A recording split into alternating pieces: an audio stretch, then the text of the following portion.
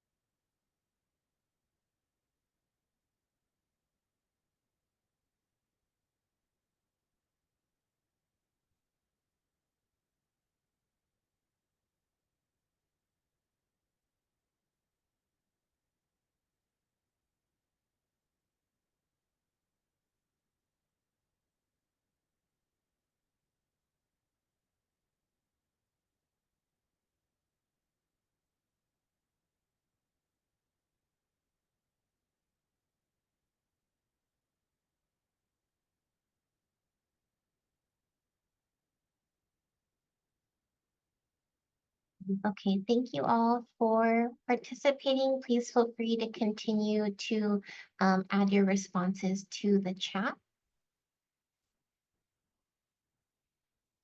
So this here is our conference program. We have a lot prepared for you today, and a big thank you to everybody who submitted a proposal and who is presenting here. Here's a link to the conference schedule and program, so you can click between the two tabs on the left-hand side to see what we're going to go through today. We also have a collaborative notes document. So if you would like to contribute to the collective mind, this bit.ly should take you to a Google Doc that's open for everybody to edit, and we invite you to take notes during each session. And then the last thing I will say, and then I will stop talking, is we kindly ask you to share any questions about each session either in the chat or in the Q&A feature. We do have camera and chat open, so if you want to like share, happy things and praises and stuff in the chat too, it's totally fine. But yeah, questions, please share them Q&A or chat so that the moderator can look through and share the questions with the presenters. Okay. With that, I will pass it to Liz Galusis, our Vice Chair of SCIL, to introduce our Section Block 1 speakers. Hi, good morning, everybody. It's really good to see a lot of familiar faces and unfamiliar faces. So our first block sorry, I have too many tabs open, has two presentations. And our first one is called Everything, Everywhere, All at Once Librarianship.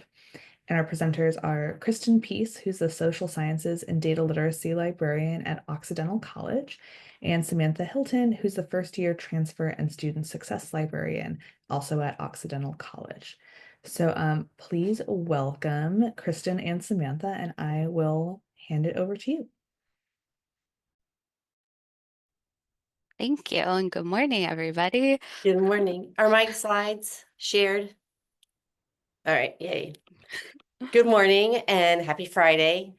Welcome to our presentation, Everything, Everywhere, All at Once Librarianship, which has sort of been our approach to outreach.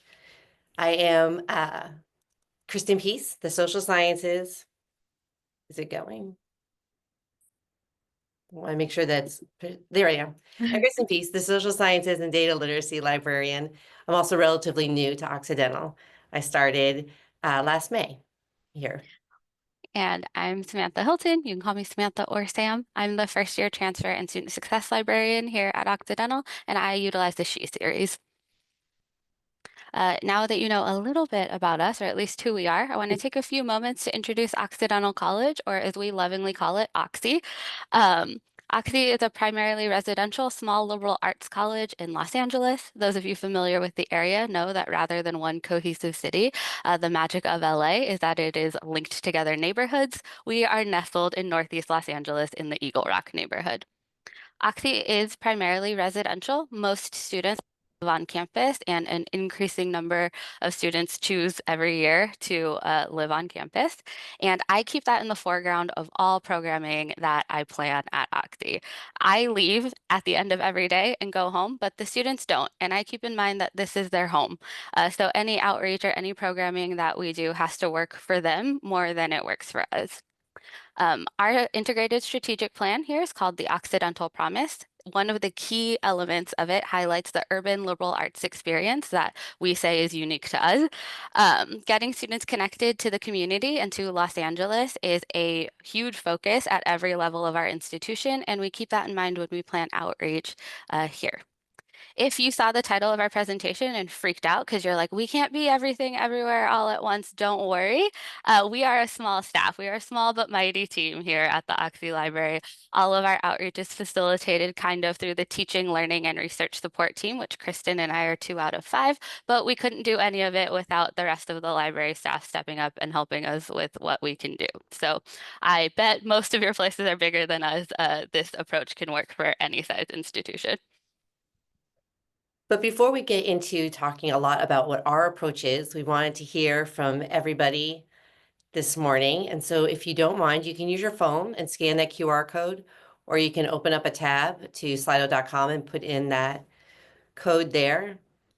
And we'll get to do a quick poll to hear from everybody.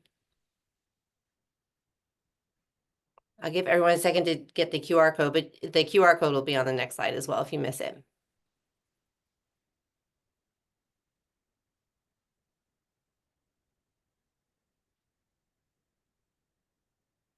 All right, I'm going to go ahead. And again, you can see it's up there in the same QR code there. But if you had to, thinking about what your outreach is right now, how would you rate it? Everything from super sad face, non-existent, all the way up to hard eyes. This is outreach currently at your institution. I love watching the graphs change live. You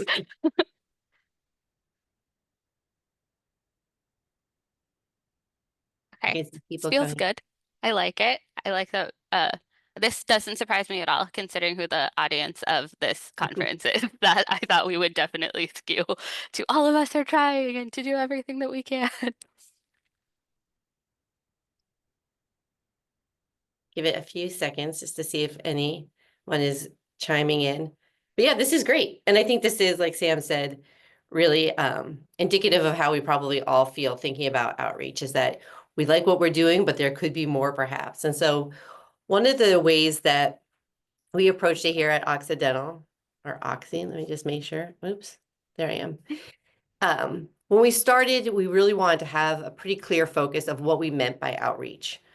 We did a little bit of research, and not that, outreach covers a lot of areas. For LMS, I'll say that there's 6 different types of outreach, and frankly, there's a lot of overlap there. But particularly for us, we really wanted to hone in on the idea of partnerships and community outreach. We wanted to think about what we could do to bring Oxy to the community and then bring the community back to Oxy. And including that, we really wanted to be as creative and use as much innovation as we possibly could. And that was really our approach, is to really just think out as big as we possibly could. Within that, looking at the ACRL framework, we also wanted to emphasize, again, there's a lot of overlap, but mostly scholarship as conversation, information as value, and research as inquiry. Those are sort of our guiding lights. So as we started moving forward and coming up with ideas and putting them into place, our main goal was to build both inter and intra-community relationships and to really cultivate collaborators, not just for one event, but for ongoing partnerships. We also wanted to spend as much time thinking about what happens after an event as we think about what happens during the event. And so we really put a lot of focus on thinking through what we were going to do next after an event. And like Sam mentioned, the Occidental Promise is really built on engagement and social responsibility. So we really wanted to see what we could do to strengthen the ties between the library and the campus, and then the campus and the community. For us, the question became less like, where can we meet the Oxy community, but more, where can't we meet them? Today, you're going to hear about 3 case studies. They're the ones in bold on the screen. You're going to hear about how we integrated with the core program, with Residence Life, and with the LA Public Library. But I also wanted to shout out some collaborations that we've done with our student leadership involvement and community engagement office, or SLICE, with our letterpress lab here, with a local video store, a book drive we did for Fire Relief Organization, the Undergraduate Research Center. So anything we could think of that we tried to get involved with, we have tried. So this is just an incomplete list of things we're trying.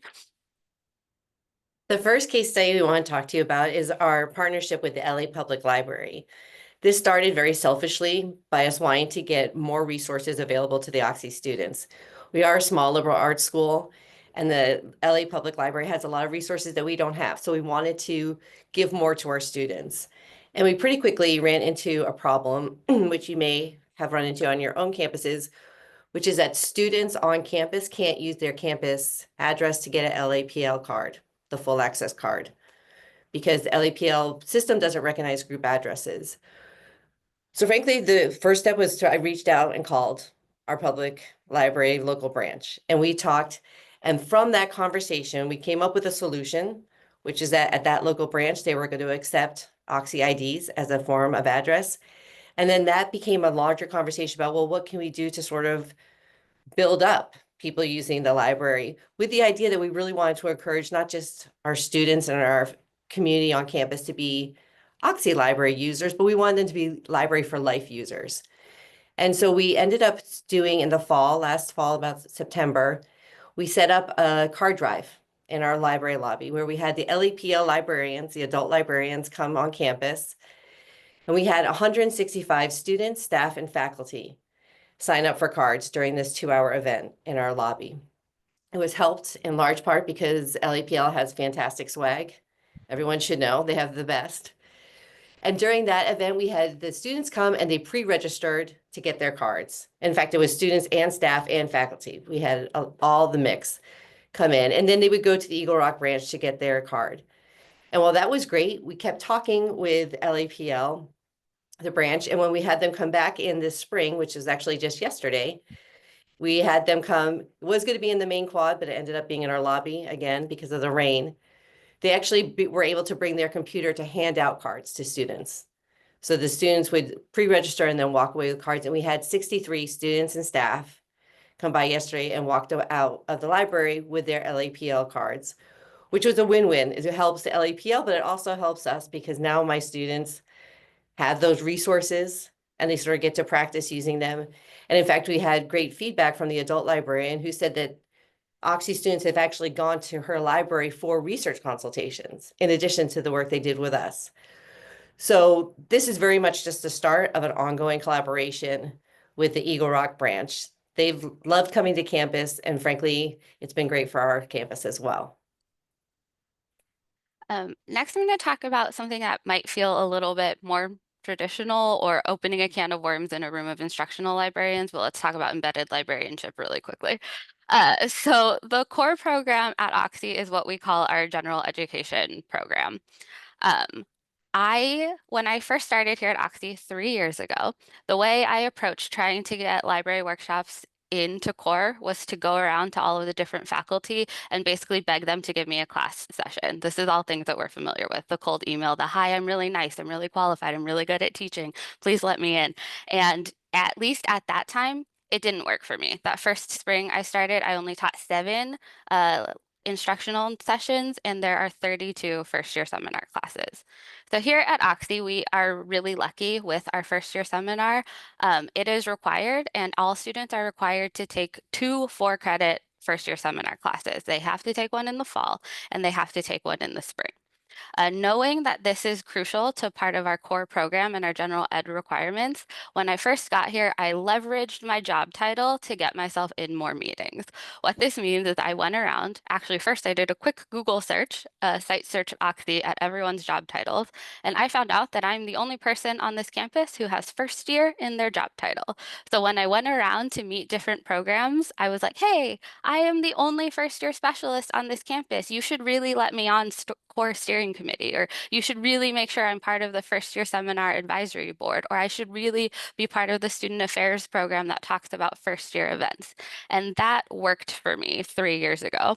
And I also had the benefit of timing. So when my boss and I were talking about re-strategizing for how to get more library workshops, I started to think about like these workshops as library outreach, and it changed how I focused and talked about it. The result of me being on core program, the result of me being on FYS advisory board, and just the sheer pure luck of timing that they were redoing the FYS curriculum at the time. And because I was on these boards, I got invited on the curricular like replanning, re-strategizing phase. Now library workshops are a required part of both semesters of first year seminar. And because I am embedded in the fall and the spring, it let me do 2 different workshops. So in the fall, it's very like introduction to the library. Hi, we're nice. Come see us. Here's how OneSearch works. And then in the spring, when they have a research project as part of the requirement for spring FYS, that workshop is more intro to research. Here's how to do some quick Googling things. Here's how to get rid of the AI suggested things when you do a Google search. Here's how site searching works. Here's how to structure a research project.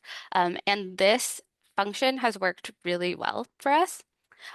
And this getting embedded at the program level really helped, especially like a program like first year seminar, which any faculty at any level at Oxy can teach. So there's not like a set roster of faculty that I just need to, once they like me, I'll be part of it. But now they have to schedule it. They have to reach out to email me, or else core steering committee like gets on their case about it, right? So that was really nice. This ended up being a replicable thing. The rest of my team was able to take this idea of getting embedded at the program level and take it to other programs. So now library workshops are embedded in the summer research series. It's embedded in a year-long grant-funded initiative called Humanities for Just Communities. And the subject librarians are working hard to have library workshops be a required and embedded part of all of the classes that support the senior comps or their senior comprehensive projects that all of the seniors have to do before they graduate. An unexpected bonus of this level of engagement is just the library and me getting invited to more things on campus, just because the core program is cross-divisional, and so I got to meet a lot of other people. This has led to the library being the second most important partner at orientation. So it's Slice and the library basically run orientation and everybody else helps. And that has led to getting us a spot in transfer orientation. We knew we were reaching all of the first year students and teaching them how the library works in first year seminar, but we didn't have a method at getting at all of the transfer students because there's not one class that all of our incoming transfer students have to take.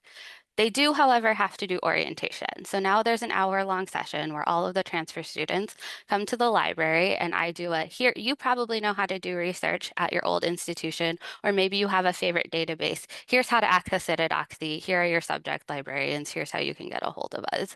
And that has worked really well. You are going to hear about another cross-divisional partnership that has worked well for us also. So thanks, Sam. So we've talked a little bit about sort of spreading the word through community efforts, spreading the word through instructional efforts. And our partnership with Residence Life was really to think about how could we get the students to spread the word about the library? How could we get students to be what I think of as sort of like our library ambassadors? And how could we meet the students where they are rather than just sort of always making them come to, our front desk? As I said, I'm a new librarian here, and during my new employee orientation, I heard from the director of the Residence Life, and listening to him talk, it struck me that perhaps there was something we could do with the RAs. They have a really extensive RAs. There's a million of them. So I will say it accidental. There's like one RA for every 15 students. And so I would talk to, and I reached out to our Residence Life director and the individual residence hall directors and asked them what they thought about the idea of doing something for the RAs to get them excited about the library as a partner for them in doing their RA job, the resident advisor job. And so during this orientation period, we had sessions with all the incoming RAs where we reintroduced the library to them as library as service. So we weren't talking about databases, we weren't talking about citations or how to do searches. We were talking about the fact that when your students tell you that their air conditioning broke in their dorm room, send it to the library because we always have air conditioning. When they're bored, send them to the library because we have board games that they can check out and we have movies that they can borrow. We have technology that they can borrow. When they need to do something for a project, send them to the library because we have a color printer for them to use. So the idea was really to get these residence advisors to think of the library, not just as a place with books, but as a place that could help and support them as they do their work. Those orientations went really well. And as part of that, it's sort of this one idea sparked other ideas because then we started talking to the residence directors about what else could we do. This worked out well. What else can we do and sort of further our collaboration with Residence Life? And we wanted to do something where we went to the halls. And so we came up with the idea to do pop-up librarian programming, which is not new. Other people have heard of it. Other people have tried it. But it was the first time we were going to be doing it at the Occidental campus. So in the fall, we had our ambassador orientation with the RAs. And then in the evening towards sort of the mid-semester, we held an evening citation station in one of the residence halls. We had picked the residence hall with the director. We toured different places. We talked about the best time. We brought food and we had exactly 0 students during the 2-hour event. We were in the residence hall and it was Samantha and I watching baseball on TV while students studiously avoided stopping by and seeing us. And so I think that while this is a good example of looking at what happens next frankly, with their efforts, because while some of them are great successes, some of them are sort of like steps on a place, some of them also just need to be a wake-up call for us to think about what do we do next in our assessments of it. Yeah, so in thinking about assessment, Kristen and I and the rest of the team kind of take the iterative approach that we teach students and apply it to how we think about our outreach and how it's going to go. But we sit and we think about, and we have like wrap up post-event reflection time where we sit and we don't just say, that sucked and it was a fail because no students came. But instead it was like, okay, our partnership with Res Life has been going really well. Maybe we need to rethink it. Going back to Oxy being the student's home, if the library is their living room, maybe they just didn't want us in their like bedrooms, right? Like where the res hall is. So maybe let's think about it and maybe we can get in the dining room and maybe the next time we'll try pop-up librarianship in the dining hall or where students kind of generally are. Like maybe there's a limit to where they actually want us to be. Similarly, when we take assessment, I have hand tally counters that we bring around so we know how many people stop by, how many students we talk to. So that's one data point we have. But also while events are happening, it's like, hey, how did you hear about this event? And then we can reflect on who we partnered with and if they marketed this in a specific way that they didn't think of, or if they have admin access to Rafter, which is the campus app that we use to send notifications to students about different events. And it's like, hey, can I have admin access to Rafter to market that way? And that turned out to be, yes, I could. I just had to ask. Asking students how they found out about events is also how when I do instruction now, my last slide, instead of being a thank you and here's my email address, is here are upcoming events that are co-sponsored by the library, because shameless self-plugs for all of us, that you would be interested in, that I think you should come to. I will be there. You should come too. And the number of students who are like, oh, I remember you said LAPL was coming yesterday, so I decided to stop by and get my library card. That is great. The other thing that we need to, or that we focus on, is building on momentum.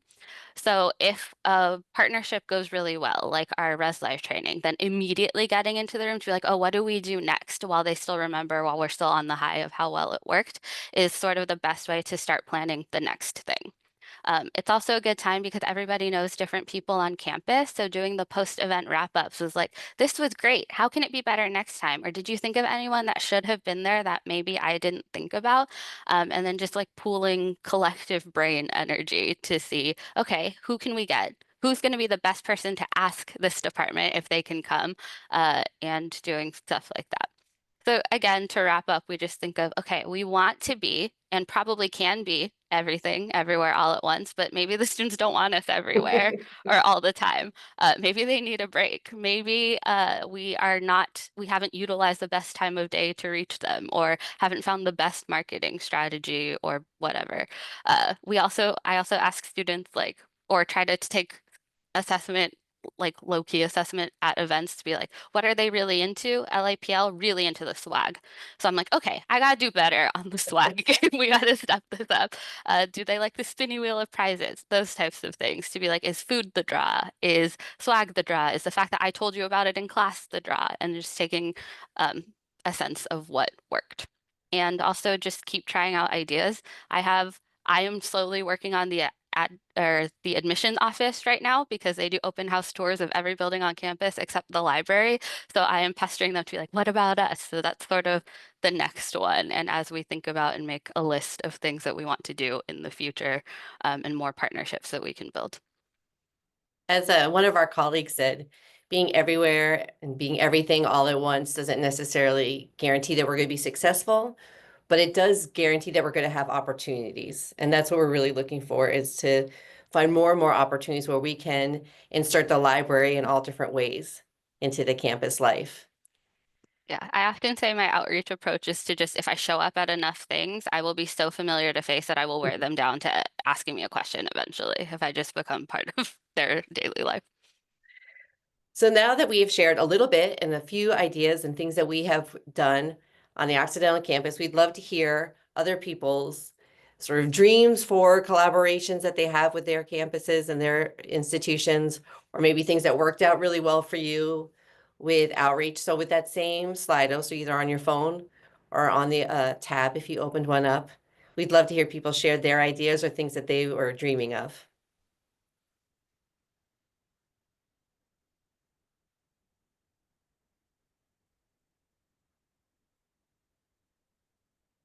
see people typing. I do this in my classes too, and it's always a silence before they answers. I would love to be embedded in a required class. Mhm. Yes, archives used in courses.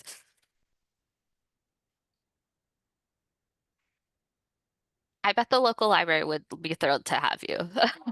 I will say it's been fantastic, and they love coming on our campus. They've loved the students. They actually, the Cheese adult club. librarian yesterday said that she's like, I never get to do outreach. It's always young adults or kids who get to do outreach. And so they were excited to do adult outreach. I need to know everything about this cheese club. High schools is a good one. Yeah.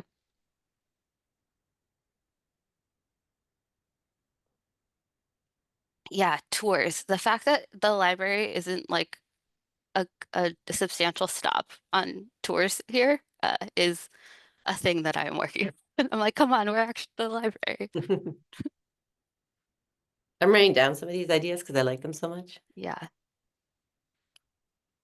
Office hours in department buildings is a cool idea. I don't know that we have like this building here, but I like this idea. Required orientation for transfer. We love that here at Oxy. It works really well.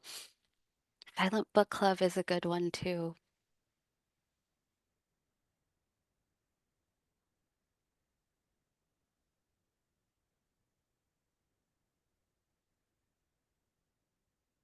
I'm just looking at our time. So you can keep typing these in, and I can actually share this with SCIL Works if they want to send that out, the list that everyone's come up with. And we thank you for having us today. We're excited to hear if there's any questions or things that people want to ask us. If you're interested, these are some of the references that we looked at as we were pulling together our definition and how we want our working definition, I should say, of outreach and things that we want to keep in mind as we went forward. Thank you.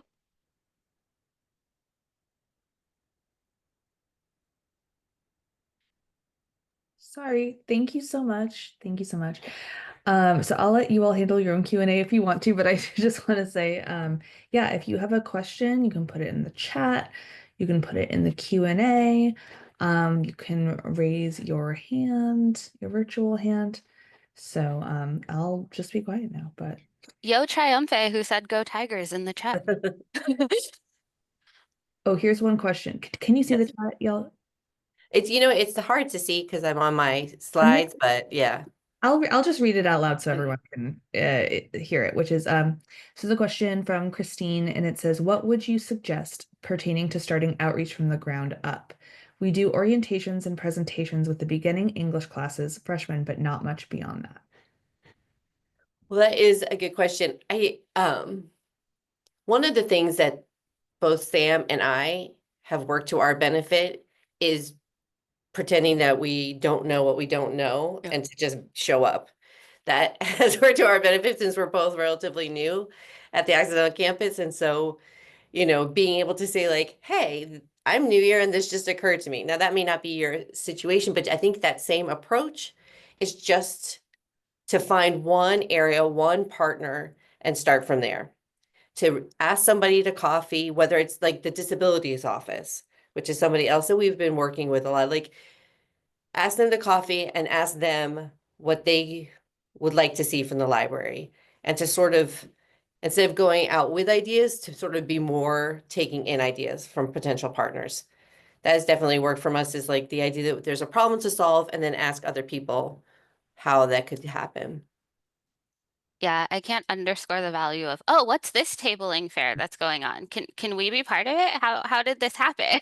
And then if you have a good turnout and just responding in the email to be like, thank you so much for letting us come. We had this many people come, like 200 and whatever interactions because I was counting them.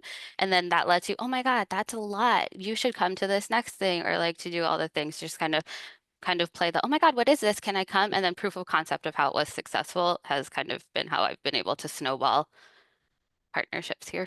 I think we've also had success not just reaching out to sort of the usual suspects, but to talk to department coordinators, to talk to different departments or offices on campus.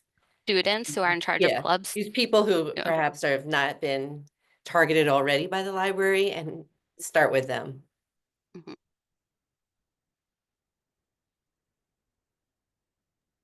Looking at the Q&A also. Just lots of thank yous in the chat too. Thank You're you. welcome. Oh, here we Is go. there anybody's hands raised? Because I can't see those either. No, I can see them, but Ariana Okay. put a question in the chat, which is, do you ever feel like you've been too successful with outreach and embedded instruction? How do you manage the workload? That's a great question. Yeah. Not yet is what I would say. Perhaps that will happen. Not yet. I mean, really, I don't feel like I can. For me, yesterday when I was with the LAPL libraries and I heard that our students were not only going there to get their cards, but were really thinking ahead and using them as research, it just made me feel like that's it. Like that's the goal, is to have the students want to think through what they're doing and know that there's places they can reach for help and know where they can go for help. And so in terms of the workload, I don't know really how to answer that because it hasn't come up. I imagine that I'll figure it out. I should be so lucky. I'm glad Kristen said no, because I do. So when I first started here, I said in 5 years, it would be great if I could go to 60% of the first year seminar classes. And then because of the timing of things, now I'm going to 100% of them. And FYSs are all taught at the same time in the schedule of the block. So all 39 FYSs meet at 11:45 to 12:40 on Monday, Wednesday, Friday, which you can see already is a huge scheduling issue. And so since I'm going to all of them, then it became like I have to train the rest of my team to be able to teach first year seminar classes because I physically cannot go to all of them anymore. So then it became all of us doing it instead of it like, I would love it if I could go to 10. And that was really cute of me 3 years ago to think. But as far as outreach, no, I still think we can do more events or at least be part of some of the bigger events that are happening on campus. And I think what Sam was just saying is probably a big part of it too, is that the outreach is not just me and Sam. It is really, it's not even just all of the subject librarians, it's the whole staff. Like really, it's a big group effort, and that does help spread around the workload of it.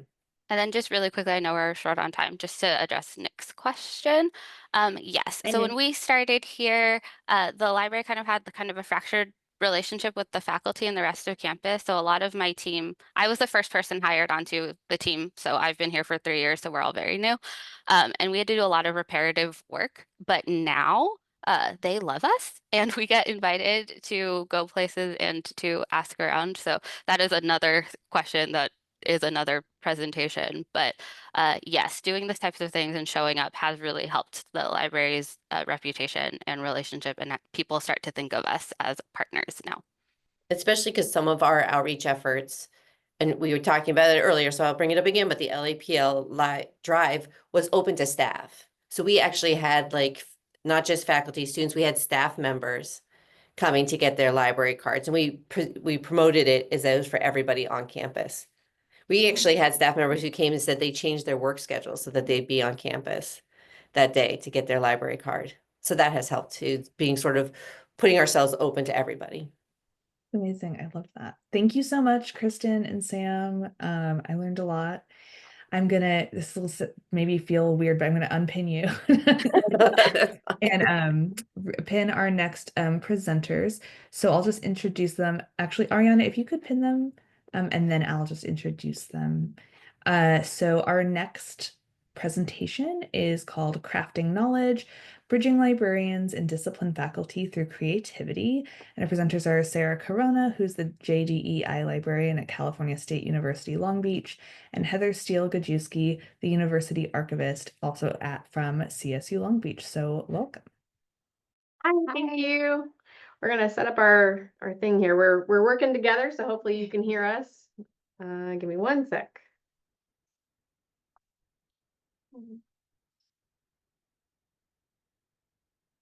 Okay.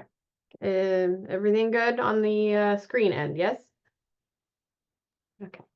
Awesome. All right. All right. Welcome everyone to our presentation, Crafting Knowledge, Bridging Librarians and Discipline Faculty Through Creativity. I'm Sarah Corona, along with my colleague Heather Steele-Gajewski. And we will be talking about our experiences developing and hosting a zine workshop and lecture series in the California State University Long Beach Libraries, Special Collections, and University Archives. It's a mouthful. So this is a quick overview of what we'll be talking about today. First, Sarah and I will share a little bit about our positions and interests that led us to work together. Then we will go over why we chose a zine workshop. We'll talk about a little bit about our past workshops and what we learned from them. And finally, we will give a few takeaways and tips that we think will help you create a workshop of your own. All right, so I'll go first. My name is Sarah Corona. I am the Justice, Diversity, Equity, and Inclusion Librarian at California State University, Long Beach. I serve as a liaison for the campus's Ethnic Studies departments, as well as the Women's Gender and Sexuality Studies department. I have a few interests that came together during the planning and execution of this workshop series, including archival studies, social history, ethnic studies, crafting, and student engagement. And my name is Heather Steele-Gajewski. Don't worry about mispronouncing my last name. It's a tough one. I'm the University Archivist and Coordinator of Special Collections and University Archives, or SCUA, as we like to call it, at Cal State Long Beach. I'm responsible for the Special Collections organization and access, the fine art and photography collections, which ranges about 500 pieces, and the historical university records. My interests are pretty similar to Sarah's, and include things like community-based archives, history, and creative outlets for student engagement, and of course, crafting. That's a big thing that brought Sarah and I together when we met in 2023. We hit it off initially, I would say, because we have outward appearances of creative expression, as we like to call it. The more we started talking about our interests and roles in the library, it became obvious to us that we would like to collaborate on something. We just didn't know it would end up being something so fun for us and for students. So first, we want to make sure we're all on the same page about zines. I'm sure you are familiar with what a zine is. They are very popular in library collections. And I feel like they've had a resurgence recently again, which is nice. Zine, of course, is short for magazine or fanzine, and is usually a self-published, self-distributed booklet with content that ranges from poetry and original art to collage, comics, and more. They can be physical or digital, and they come in all shapes and sizes. Historically, zines were a way for underground or underrepresented communities to share their voices and points of view. Zines started out with a very punk, anti-establishment, hyper-local focus. And while many zines continue to represent those points of view, they can also just contain a collection of pictures of cats making weird faces or whatever. Zines are a great way for people to explore their creativity, voice how they feel about something, create community with others, or again, just to provide a place to combine all of the images and words that represent your love for the actor Steve Buscemi. It's really whatever you want them to be. All right, so next I'm going to cover some reasons why we host this workshop series. Hosting zine workshops has given us the opportunity to work with our campus community in a fun and really interactive way.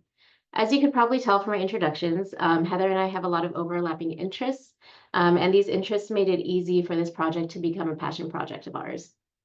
Through the workshops, we were able to be creative during the planning process, whether we're pulling materials for participants to use in their zines, gathering craft supplies, or planning the layout for the space. The zine workshops also allowed participants to take time out of their day to do something creative while learning about something new from one of their very own CSULB faculty. Hosting the workshops in the Special Collections and University Archives department provides a low-pressure way to become familiar with the space and books in the library's circulating collections. We also provided a way for participants to familiarize themselves with the kinds of materials that they could access and the ways that they could be used. In addition to helping familiarize participants with the libraries and the special collections materials, the workshops also served the purpose of introducing participants to zine making as an art form and as an avenue for activism, as many participants had not heard of zines or made zines prior to attending the workshops. Teaching participants about zines teaching about zines and allowing them to learn from our faculty presenters created a space for connections to be made and strengthened as participants and presenters alike began to associate the library with the workshops. Finally, zine workshops are a low-cost programming opportunity and open the door for other similar creative workshops to be planned. The materials that we gathered for the workshops could be repurposed for future zine workshops or other creative activities. All right, so next I'm going to go over how the zine workshops kind of evolved over time. So to provide you all with a bit more context, I'm going to quickly go over the zine workshop series at a high level and talk about the way it has evolved over time. These zine workshops began with a single workshop that was held during Women's History Month in 2024. But since then, we've hosted another during October 2024 and are looking forward to strengthening the program as time goes on. Each workshop is 2 hours long with a 30 to 45-minute lecture from our invited faculty speaker, a 15-minute introduction to zines from Heather and I, and open creative time for at least an hour, sometimes more. We kind of let students kind of stay as long as they would like. And we have people that stay a while. Yes. And we really enjoy talking to them while they're here, so it's all good on our end. We end our introduction to zines with a slide full of prompts that are related to the presentation topic to serve as inspiration for attendees. The prompts take the pressure off of zinesters that feel that they may not be quote unquote creative enough or to come up with an idea for their zine from scratch. We make sure to create a safe and encouraging space for attendees to be creative, no matter their experience level with zine making or their knowledge of the topic being discussed. Thanks to these workshops, Heather and I have been, are going to be next week hosting a Women's Gender and Sexuality Studies 101 class next week, where we'll be teaching students about zines during a very unique one-shot session. The professor teaching this course was an attendee of both our past workshops and reached out to us to provide guidance for her students whose final project is working together in groups to make a zine. We are also looking forward to hosting workshops with student organizations on campus as students who have attended our past workshops hope to share zine making with their fellow students. With each time we host a workshop, no matter the audience, we always find ways to change or improve the process so that each workshop can be better than the last.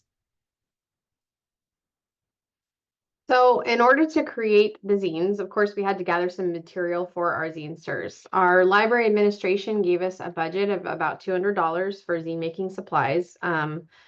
We started out with basic office and art supplies from Staples, like scissors, glue, markers, pens, colored pencils, copy paper, and a few other items you can see listed here. I even brought some stuff from home that I wasn't using that I felt would have a better life with the zinesters. We wanted the zine supplies to be mobile so that we could easily transport them outside of the SCIL department in case anyone else in the library wanted to use them, or we wanted to make a mobile zine, I don't know, take the zines out on the street or something. So we purchased a wheeled cart just off of Amazon that you can see here. So to gather the paper materials that the zinesters could use for collage work, we put a call out to all personnel in the library asking for any magazine donations. We got quite a few. I was shocked and yeah, really excited. We also found books and other paper materials that could be cut up and used in the workshops. We also have extra copies of the student newspaper and campus publications that maybe, for last month or something that were still out on the stands. That could provide words and images that tend to be related to current trends and issues that students face. So really good things that they could cut out and use for their zines.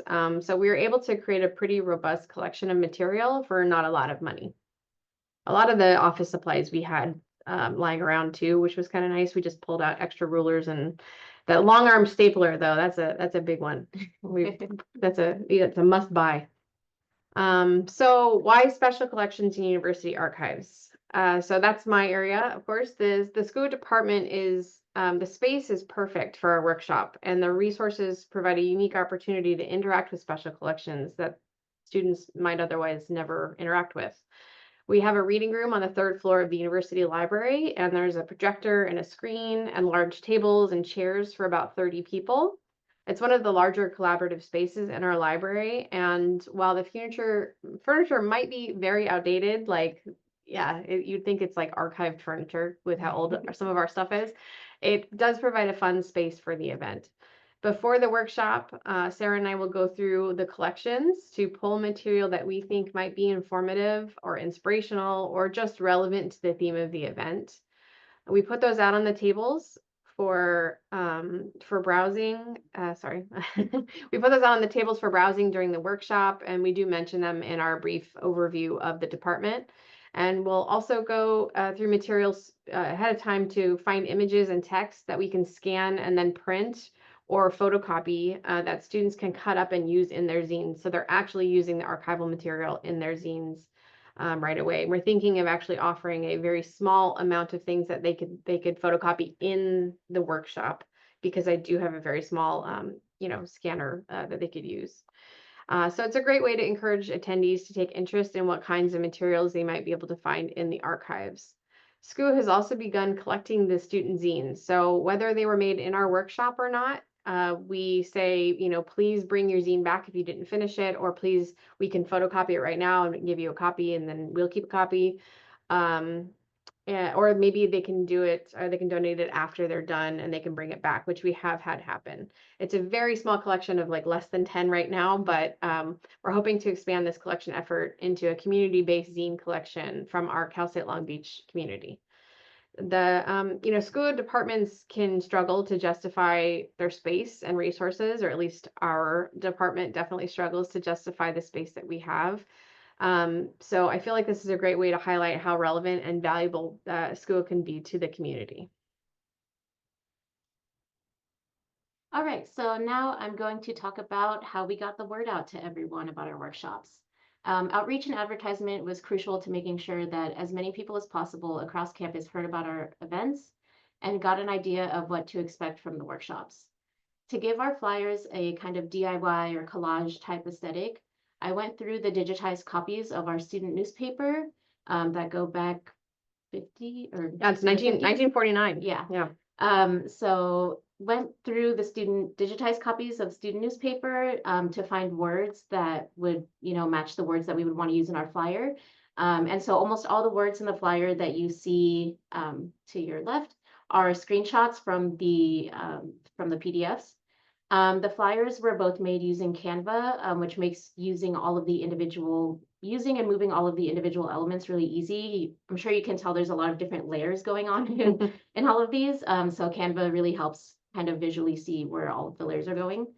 In terms of distribution, we use both physical and digital copies in a variety of ways, including handing out paper copies to departments. I went to all of my department offices and gave them all stacks of flyers. Also would pass them out to faculty that were either presenting or in the department. And then I also distributed some to the circulation and reference desks here in the library. So there was just a stack at all of the desks in case students, saw them and were interested. We handed them to everybody. Yeah, we're just giving them out everywhere. I also kept flyers with me to distribute during my one-shot sessions, and also made sure to advertise them at the end of the session. Just mention, and by the way, upcoming this month is a workshop. I have some flyers if you're interested. And then digital copies, we made a variety of different sizes. We have a digital screen in the library where we provide advertisements for different events happening on campus. So made different sizes for the screen and also for social media. So digital copies were distributed through our social media as well as the department social medias, and also social media accounts for our student organizations that were relevant. And also the affinity group newsletter emails also contained flyers. So we made sure that everyone knew about it. It was out there. Yeah. All right, so now we're going to give you all a little bit more information about the 2 workshops that we've hosted. All right, so as I mentioned, our first workshop was during Women's History Month 2024, which is March, if you were not sure. It featured a guest lecture from the chair of our campus's Women's Gender and Sexuality Studies Department, Lori Baralt. Her lecture focused on introducing attendees to reproductive justice as a concept and a movement. The lecture encouraged new zinesters to think about their experiences with reproductive justice issues. To support their zine making, we provided printed scans of items from the SCIL collections, including feminist newspapers and publications, etiquette guides, and materials. And materials relating to the Women's Gender and Sexuality Studies department itself, which a lot of the students were coming from the department, and so they were really excited to kind of see the collections that represented their own department's history. So that was really great. At the end of the workshop, we were so happy to hear from a lot of the participants that they had a great time learning about the library, special collections, and zines. For a few of them, I believe it was probably their first time in special collections. Yes, definitely. Possibly even their first time in the library. So it was really great having everyone there and hearing that they would like to come back. And a lot of them were also asking when the next one was going to be. And that was our first one. So we were like, well, Oh, in. Okay, I guess we'll plan something. Yeah.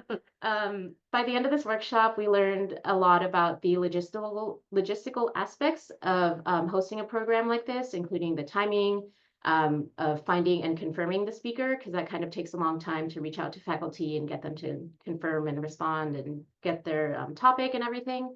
And also how to arrange the space in a way that would be most productive for our attendees, which is kind of what inspired the zine cart, which we got after After our first workshop. Yeah. We realized we needed a central spot to have all of this cool stuff we were finding. Because it's a lot. It's a lot, yeah. So yes, so we did our October 2024, which is during Outtober, which is a celebration of LGBTQ plus History Month.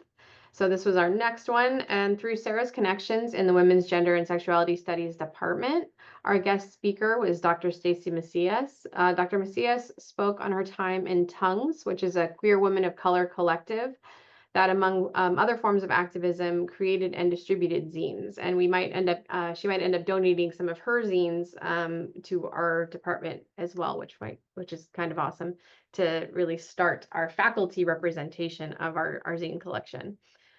Our prompts that we provided to the zinesters were things like, what does it mean to belong? What does it mean to, what kind of advocacy would you want to see? And you know, were things like that where we were trying to prompt them and give them ideas, because a lot of people feel very hesitant to start when they don't feel like they have anything to say. So to obtain more materials relevant to our October theme, I reached out to our local, it's called the LGBTQ Center, Long Beach, which is a community organization supporting the LGBTQ community. I requested if they had any magazines or flyers or other paper goods that they were otherwise going to discard, maybe things that were outdated. And they were like, absolutely, this sounds great. And so we went and picked those up and added them to our collection. And we had a great turnout with 26 attendees, which I think was kind of a record for student attending things in the libraries. So that was really exciting and something for us to brag about. It was almost a full house. And thanks to this event, we learned that connecting with our faculty and advertising in the campus events calendar helps us reach a much larger audience. There was an October calendar that is put out, and we made sure to get on that, and that was heavily postered all over campus. And so I feel like us being associated with a campus event and campus like theme really helped us get a much larger audience. And people, word of mouth, people had heard about it in their other classes. So I think we had a great turnout. All right, so you may be wondering how to get started with hosting a zine workshop of your own on your campus. And the main advice that we can give is to participate in your communities and make connections.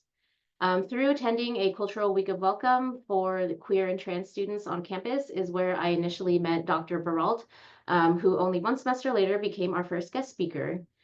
Being immersed in the happenings of your own campus, sorry, lost my place.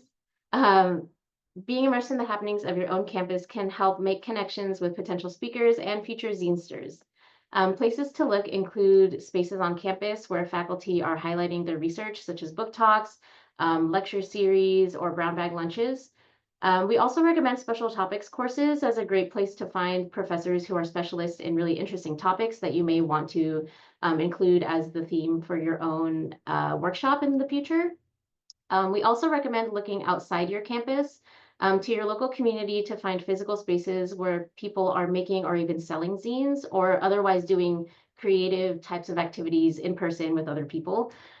This could be places like zine fairs, community workshops, makers markets, other local stores, and community spaces where people are doing crafts and creative activities. Through these events, you might find yourself meeting new people to collaborate with, or even find inspiration for future zine workshops. Also, they're very helpful for learning about learning about the diversity of zine making in general, in terms of content, format, size, and materials. I was really thinking about this, reflecting on Heather and I had gone in the past to a zine fair here in LA, the LA Zine Fest, and saw a lot of really interesting zines and got to talk to different people and kind of got inspiration for what kinds of materials that we might provide and how students might want to make zines in our workshops. And I know we're getting a little into our time, so I'm gonna scooch ahead and talk about this, the last little section in the next slide as well. So of course, once you identify and attend community events, make sure you ask questions and talk to the folks there. Like as Sarah mentioned, we went to the LA Zine Fest, as you can see here. The next one's coming up in March 1st and 2nd. And there's also an event called the OC Archives Bazaar if you're in that kind of area. And last year they had an amazing zine section. So, you know, talk to people, put yourself out there. I know it can be difficult, but create those contacts and reach out right after an event. It gives you an opportunity to pitch ideas or at least find collaborators or somebody that you can work with in the future. We find a lot of our events on social media and through word of mouth. There's also local businesses, of course, and public libraries that host zine workshops. And I think that's a really great place to find collaborators as well. And just really quickly, we also have some links here that we can paste in the chat after we're finished presenting. But these are just a few things to help kind of get started thinking about your own possible zine workshop. Highly recommend zinelibraries.info. There's tons of information there about starting and managing a zine collection in your library, what zines are, teaching the zines. So feel free to explore that. And then I've also included the Library of Congress LibGuide for zines and the School Library Journal article, 9 tips for zine making workshops. I will add those to the chat real quick. And then, yeah, thank you for listening, of course. We're open to any questions. And we've included our emails here in case you were interested in reaching out or had a question later. So thank you. Thank you so much. I can't figure out how to put both of us on, but there is a question in the chat. I don't know if y'all can see it, but I'll just read it. It's from Nick. Are there alternatives to zines where people can come together and use library/archival materials to create something? I'm especially curious about digital objects. You know, the problem with the only reason I can't answer anything with that, because we are about, I don't know, 40 years behind in terms of digital technology and digital assets in our special collections department. We are just recently have been posted a position for a digital archivist, which is very exciting. And hopefully we will find out the answer to that question to see if we don't, you know, I don't have any necessarily advice for that part yet. But I'm hoping we can branch out into that. We have had interest from people who want to do the digital zine work, and you know, we haven't ventured into that yet. I think that's the thing with the, you know, what we've learned after each session and after speaking with our faculty member, the faculty member we're working with next week, her class, they can make a digital zine. And, you know, if we had more digital assets, I think that would be a really nice way to highlight the digital collections. And then, you know, talk about fair use, talk about copyright, and use that kind of as a lesson in making your zine material and making a digital zine. So I think that's an area we still have to jump into. I haven't done anything in that yet. And to the first part of the question, I had a student recently express interest in that their organization is interested in hosting a vision board workshop. So while vision boards are usually made using magazines and thinking about the future, we thought it might also be fun to use archival materials similarly to how we have the zines where we would scan things and then make photocopies or print out the scans. So there's a lot of different ways, anything that would require or possibly use any kind of collage elements. Yep. Yeah, it doesn't just have to be zines, but that's course. what we're doing now. Yeah. Thanks. Yeah, definitely open to any other questions. It's really fun. I mean, we've I don't know, it's been we didn't think it was going to develop into what it has developed into, and I think it is getting a lot of notice for our library. So that's really big for us. We have a very large campus, you know, over 30,000 students, and trying to find opportunities to do outreach where actually, you know, you'd think with more students there'd be much more engagement, but I think the library is really working on improving their outreach and getting student engagement. So I think having a creative thing like this that is kind of like low, it's not like school related sometimes, like the lecture, you know, sometimes actually they can get extra credit for their attending the lecture, which is like a bonus. But we want them to feel like it's not like they're just going to class and having to listen to a lecture. They're learning about something unique and also getting to create something. And it doesn't even have to be, the zines don't have to be about the theme. So that's kind of nice.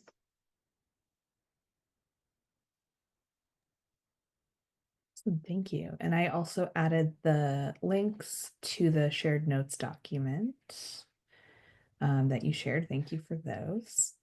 Any other questions last going once?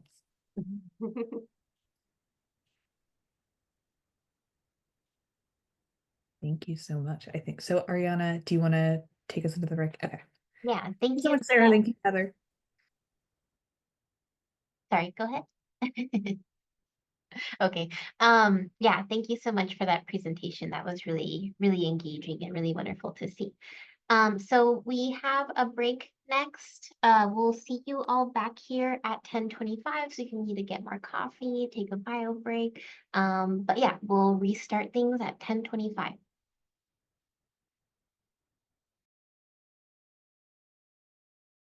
And we're going to be jumping.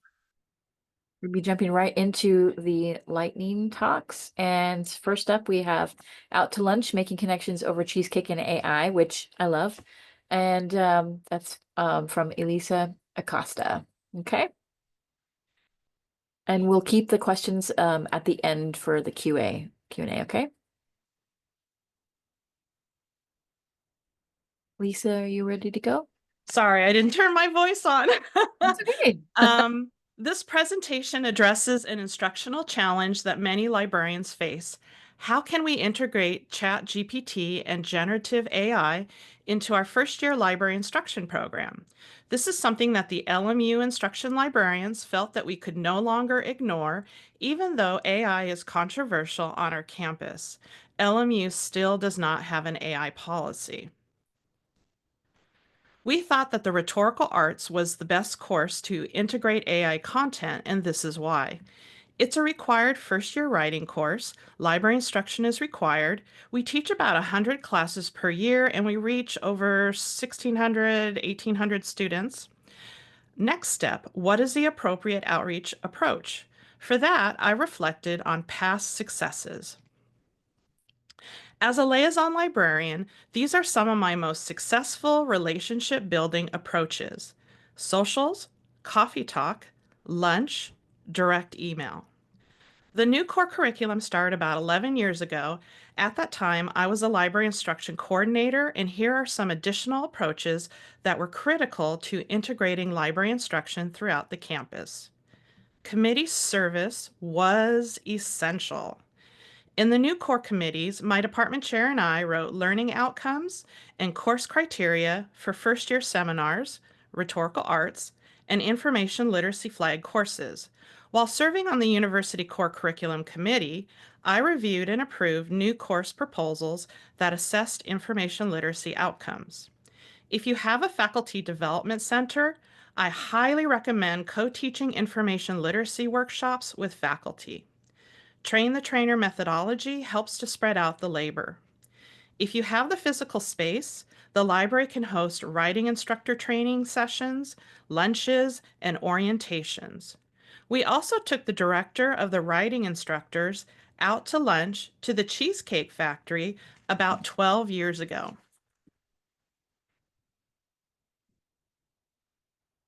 Last May, I invited 3 rhetorical arts instructors to lunch at the Cheesecake Factory to discuss AI and collaboration.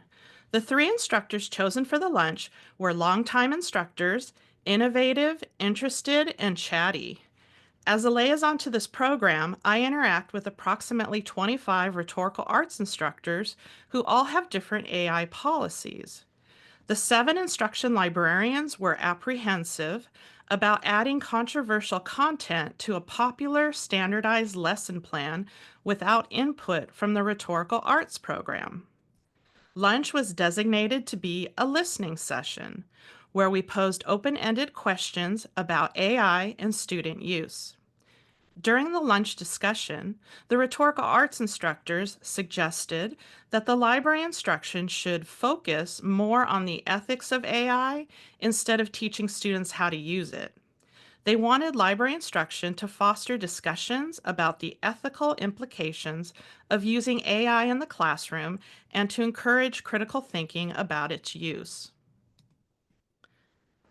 We updated the library instruction presentation to include content about generative AI. We tried to link AI to evaluation, and more specifically to Radar and Eloquentia Perfecta. We asked the question, is an AI product a good person writing and speaking well for the common good? First-year students were posed a scenario where a journalist uses an AI system to write a persuasive article about a critical social issue. Students were asked to list one potential risk or benefit in terms of authority or accuracy. Students added their response to a Padlet board, which became a springboard for further discussion. We rolled out the new lesson plan last semester. We made more connections across campus by sharing our materials and co-teaching AI workshops. The library is now seen as a stakeholder in AI literacy. Personally, I would like to take the 3 cheesecake instructors out to lunch again and ask them follow-up questions like, did our AI and ethics activity jumpstart a discussion that continued into your classroom? What happened? If not, can we collaborate on an AI and ethics discussion starter kit for faculty? Can we create additional ethical scenarios together? Here are the links to our new instructional materials. And thanks. If you have any questions, feel free to reach out to me. And I hope I did that in 5 minutes. Yes, wonderful. All right. If you have any questions for Elisa, you can put it in the chat or in the notes document. We're going to move on to our next presentation. This one is from Classroom to Community, Developing Practical Skills for Future Librarians, and Gabriel Reiter and Francesca Marino Monk. All right, great. Hi, everyone. Hopefully you can all see my slides. Welcome to From Classroom to Community, Developing Practical Skills for Future Librarians. My name is Gabrielle Reiter. I am a librarian at Pepperdine University's West Los Angeles campus, and I act as the liaison to the Graduate School of Education and Psychology. And I'm also a former library student research assistant at UCLA. And hi, I'm Francesca Marineo Monk. I go by Fran.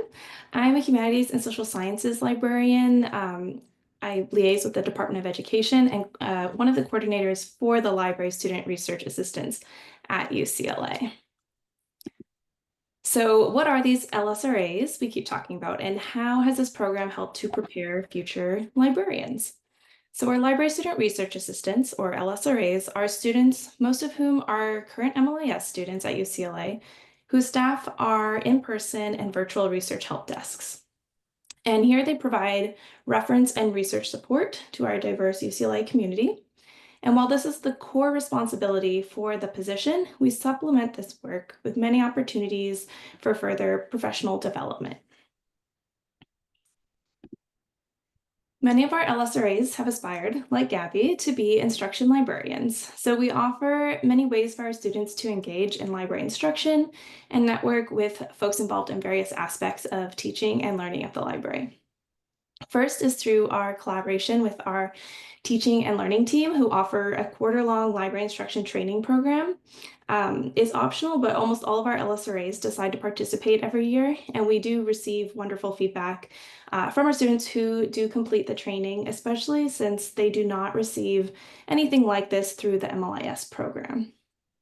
And then we offer tailored project work as well to provide some hands-on practice with teaching and creating learning materials. So for example, Gabby co-developed and co-taught a graduate level education instruction session with me when she was an LSRA. And then many of our students also develop LibGuides, work on exhibitions with our liaison librarians, offer chat reference services, and more. So that's great. And then finally, we are constantly connecting the LSRAs with each other. It's a cohort model, which is really important, other librarians and other library professionals across the institution. And we see this as crucial to supporting them in their work and then helping them to understand the inner workings of our institution and academic libraries more broadly, and also just helping to build lasting relationships with colleagues across the library. So the LSRA experience was incredibly important for my career because the MLIS program I went to was more theoretical. The LSRA position provided me valuable hands-on experience and made me a very competitive candidate for jobs after graduation. In fact, I credit my time as an LSRA as one of the reasons why I was selected for my current position. I felt much more confident going into job interviews, and I even had instruction examples from my time as an LSRA. So, for example, Fran and I co-taught a class on critical citation that I was able to discuss in interviews and even inspired some of the current library sessions that I teach. One of the other highlights of this program is the community building aspect. I have such a great community of librarians that I know I can reach out to for mentorship or advice. I also have fellow LSRAs that are now also librarians that I know will always be a part of my professional network. How can you support LIS students? So if you already have student workers in the library working in areas of reference and instruction, involve them in your own teaching and learning projects. Beyond working with student workers, you could also create your own virtual, hybrid, or in-person internship at your library specifically for LIS students. And while planning and supervising an internship is a lot of initial investment, it's a huge payoff for future librarians. You can also act as a mentor, which is less formal than an internship, but can be just as impactful, and you can still act as a reference for that student.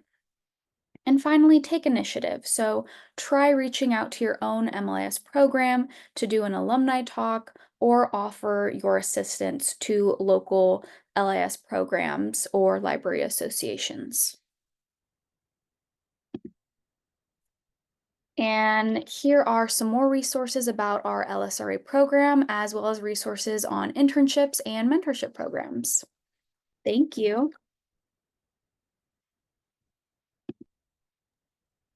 Thank you, Fran and Gabriel. Thank you so much. Gabrielle, sorry. All right. Okay, so let's move on to our next one. Jimmy Zavala is, and his presentation, lightning talk, will be building connections, fostering relationships within and beyond UCLA. Thank you. So good morning, everybody. It's great to be here and with all of you here. As I mentioned, I am Jimmy Zavala. I'm the Teaching and Learning Librarian for Library Special Collections at UCLA. And what I'll be talking about today really is just a description of a program that we've been able to develop that has allowed us to develop collaborations within UCLA and outside of UCLA. And this is just a brief timeline of the relationship that we have with this program, which is a teacher's education program here at UCLA on campus. First collaboration took place in the summer of 2019. It was paused because of the COVID outbreak in 2020, and then subsequently resumed in 2022 after UCLA returned to in-person operations and has continued uninterrupted ever since. And so, brief background on the Teachers Education Program. It's a program hosted by the Graduate School of Education at UCLA. It is coordinated by Darlene Lee. She is the individual on this photograph to the right, between the individual with the teal shirt and the other individual with the beige jacket. She's in all black, Darlene Lee is. And the goal of the Teachers Education Program is really inviting K through 12 teachers to who are interested in developing an anti-racist and social justice framework in their teachings and in their approaches, as well as interested in working in an urban setting in Los Angeles and historically underserved communities. There's a very heavy emphasis on ethnic studies, and the goal is really to have these teachers develop these skill sets and apply them in their classrooms. And so in talking with Darlene Lee, she reached out to us in special collections to see if there was any interest from us in hosting, some workshops for these teachers where they would be able to engage with materials and just talk about archives. And so the goals that the program has, I'll very briefly talk about our goals in special collections, our approach to teaching and learning. Really, we like to take an active learning approach, very hands-on approach with materials. We're also interested in developing collaborations, as well as integrating power dynamics and archives, and developing an equity-centered pedagogy. And any opportunity that we have to embed library special collections into curriculum is more than welcome. So we saw some, some similar values and alignments between the Teachers Education Program and us in special collections. I think primarily the integration of power dynamics and discussing, power dynamics and archives, and this, the idea of developing an equity-centered pedagogy with the anti-racist and social justice approaches of the Teachers Education Program. And so through the discussions, we were able to develop, these learning outcomes for the teachers with their visits. Basically what the collaboration looks like is, for one day, the program will come visit us in special collections. We will host them. We talk to the teachers about embedding primary source analysis activities into their K-12 curriculum, where the really focus and emphasis on ethnic studies and critical race theory at large as well. This idea of interrogating power dynamics, right? How archives, come into special collections, but also addressing the legacies of marginalizations and exclusion in archives, as well as knowledge creation, given that this a very significant pillar in ethnic studies. And then selecting materials, we pull out materials that really are reflective of ethnic studies, trying to center historically underrepresented communities and archives.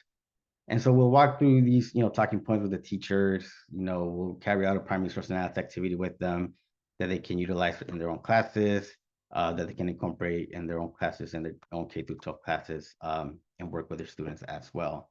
But as a result of this collaboration within UCLA, within this program, the impact of it has also been that, well, before I talk to that actually, so we've talked, we work with this, the program for 3 years, 3 different sessions currently. That's 105 teachers that have come in to work with us. And as a result of that, we've been able to expand our collaborations outside of UCLA, meaning that subsequently there have been some teachers that have set up their own visits to special collections where they bring in their own K-12 classes to look at archives, right, and engage with these materials. It's allowed us to expand our outreach by connecting with the larger teaching community outside of UCLA, specifically with K-12 teachers. And it's also made us rethink what we envision as archival users, right? Given that, we're in an academic institution. So typically, I think K-12 students are not seen as a priority when we're talking about archival users. But through this program and by hosting these, K-12 classes, we've been able to broaden our vision of who we want archival users to be and who we want to come into our special collections. So just the numbers as a result since 2022, it's not a huge number. We've had 9 different classes, 9 different sessions that have come into our special collections, and about 315 students, K-12 students that is, that have interacted with our collections and that we've been able to host classes with. So the goal is obviously continue to work with the Teachers Education Program that will allow us to develop further collaborations with specific K-12 visits, right, and continue to expand that program that we have developed here at UCLA Library Special Collections. And I believe that's it. So thank you very much. Looking forward to hearing from other speakers. Thank you, Jimmy. That was awesome. Awesome to see. All right, and then we have our last lightning before the break. William Ortiz, Library Ambassadors, bridging peer mentors and first-year students to the library. All right, sounds good. Let's go ahead and get started. So welcome everyone. Happy Friday, TGIF. My name is William Ortiz. I'm the instruction librarian at the CSUSB File Library. My pronouns are he, him. And today I'll be talking about our Library Ambassador program at CSUSB San Bernardino. So in this very brief time, I'll be going over the program, the pedagogy, so sort of the theory behind it, and then like the lessons learned and suggestions I would have to anyone wanting to sort of replicate a program like this at their institution. So what is the Library Ambassador Program? So simply put, it is a partnership between the library and our campus student peer mentoring program. Peer mentors are trained in the basics of the library to present to first-year courses. Faculty request a Library Ambassador visit through a forum at our institution, similar to how they request library instruction. We train our library ambassadors to talk briefly about OneSearch, finding articles, interlibrary loans, study rooms, and how to chat or reach out to a librarian. This program was started prior to my joining CSUSB in the late 2010s by my predecessor and former instruction librarian, Gina Schleselman-Tarango. It went on hiatus while the position was vacant for about 2 years. So we restarted it in 2023 after a period of inactivity, which has led to some issues, which I'll discuss in later slides. So the sort of the theory behind it, why is this such an effective program? We touch on a couple of high impact practices, some active learning and a bit of culturally responsive teaching. So in terms of HIPS, high impact practices, we touch on collaborative assignments and projects and then first year seminar experiences. First year students are more likely to pay attention and relate to their peers rather than like us old weird librarians. They kind of pay attention to them more, you know, they have more in common with them. We like that students get to, in a sense, take control of their own learning. So I referenced Paulo Freire a little bit in his seminal work, Pedagogy of the Oppressed. You know, he calls against the banking education system where students, you know, information is deposited into students. He calls for a co-learner model where the instructor or the teacher becomes a co-learner with the students. So we believe the ambassador program is a good example of this, where the peer mentors kind of step into the role of instructors while also being students at the same time and invite their peers to sort of learn together. So lessons learned. Getting the word out has been difficult, especially trying to restart a program that has been on hiatus for a couple of years. So we restarted it in fall 2023, and we had this trend where the first 2 semesters after restarting it, we had about 5 requests each semester. The third semester after restarting it, we didn't have any. The fourth semester, so this past semester, we didn't have any. This semester, we've already had 2. We're not really sure why this is. It could be a number of things like the budget cuts, faculty familiar with the program leaving, or other unforeseen circumstances. Part of it might be that the faculty don't really know what this program is. So I created a faculty-facing library guide that I'll share with you all later. That sort of tries to explain what this program is and what it offers to their students and their courses. So previously, marketing of the program was done through email and through word of mouth. We did try having a Library Ambassador faculty reception event where we invited faculty to an event where we had snacks and you know, we invited them to come and hear about the program, but we didn't have any faculty show up to that. So again, it's probably due to the unclear nature of the program. We think it's important to maximize on the student-centered nature of this program. We do a survey to faculty at the end of the semester asking them what they thought of this program.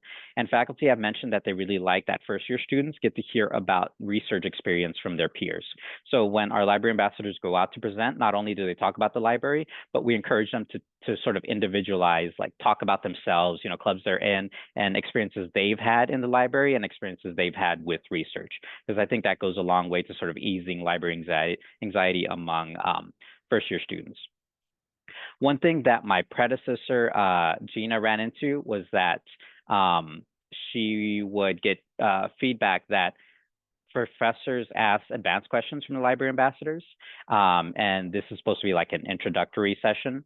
So that's something I haven't run into, but if this is something you try at your campus, make sure that faculty understand that this is an introductory level. So the peer ambassadors aren't able to answer sort of more advanced questions.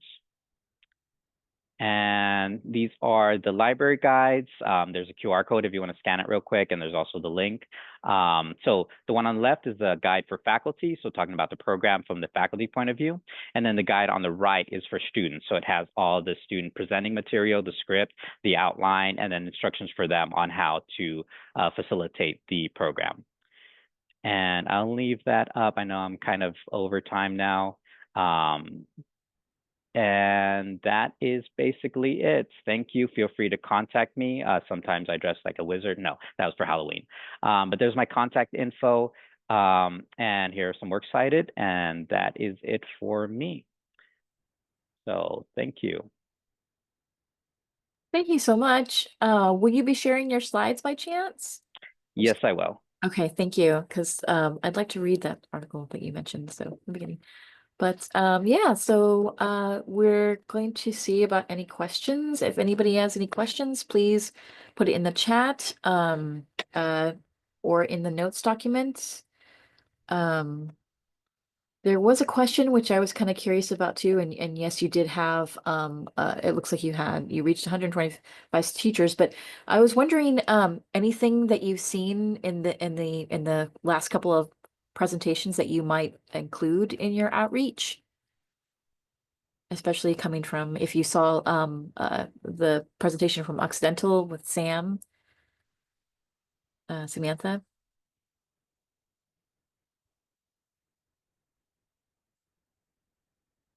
Or Natalie, which one was that question for? oh, that was question for William. Sorry. Sorry, what was the question again?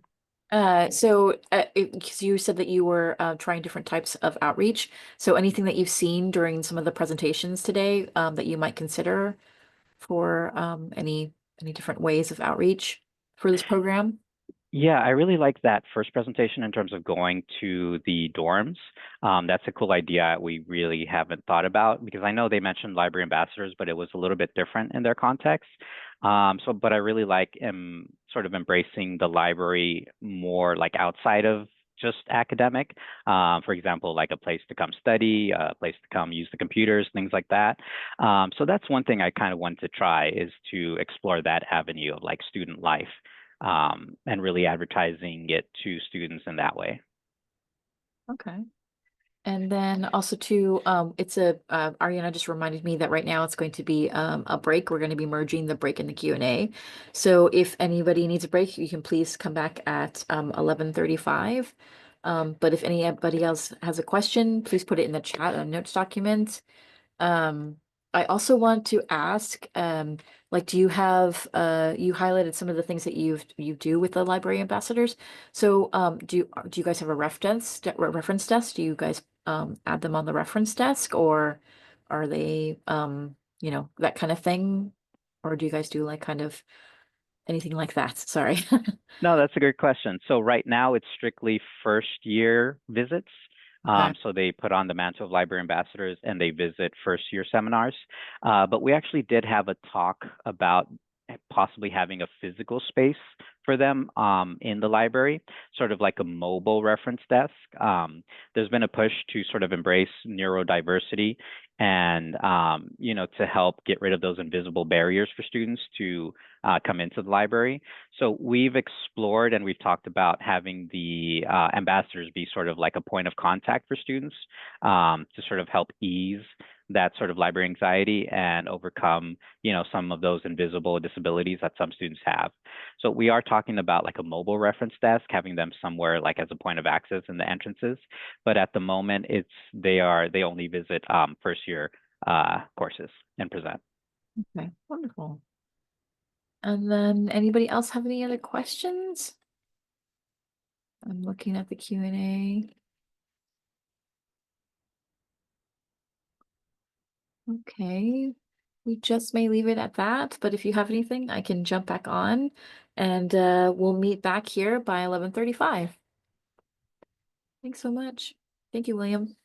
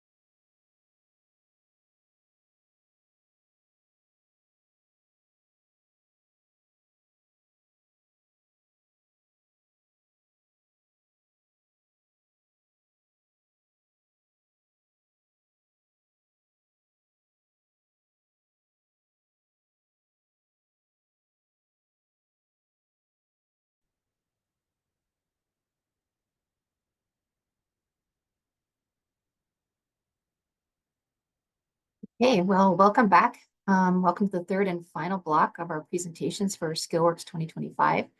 As for the earlier presentations, please use the chat and Q&A functions in Zoom to ask questions of the presenters. We'll answer questions for the first presentation right after its completion. For the lightning rounds, the questions will be answered once all the lightning talks are completed. So our next presenter is Jillian Sandy. Jillian is an instruction and outreach librarian at Binghamton University in New York. She is also the subject librarian for Women, Gender, and Sexuality Studies. Her presentation is titled Drag Me to the Library, Building Relationships and Planning Events with Your LGBTQ+ Center. Take it away, Jillian. Thank you. I'm going to give myself a timer so I stay on track. Thank you so much. I'm really happy to be here. As I was introduced, Jillian Sandy, she, her, and my presentation is called Drag Me to the Library, because I will be sharing one of our outreach events where we collaborated with multiple partners on campus to participate in October LGBTQ History Month. You should have a link in the chat to join our Pear Deck presentation, because I will be asking you a couple questions, but you're also free to just absorb. All right. So just a brief outline for this presentation. I'm going to be sharing an overview of the drag event that I helped coordinate, talk about the planning process, how it went with multiple collaborators and kind of navigating some unexpected obstacles. some notes for next time, kind of some lessons learned. Other collaborations that we have worked on with our Q Center, our LGBTQ plus center, and Q&A time. Okay, so I'm always curious about what other people are doing in terms of outreach, and we've already heard some really great ideas in this SCIL Works session today. So if you are willing to share some events you, or if you're not doing the outreach events, maybe your colleagues have done with a campus or a community partner. You should have kind of a box in Pear Deck to type in responses, but I'll just give us a few seconds. Okay. Got some, they're starting to come in. Yes, that's awesome. Okay, I'm going to take a peek at what we have so far, but if you want to continue to type, that is appreciated and welcome.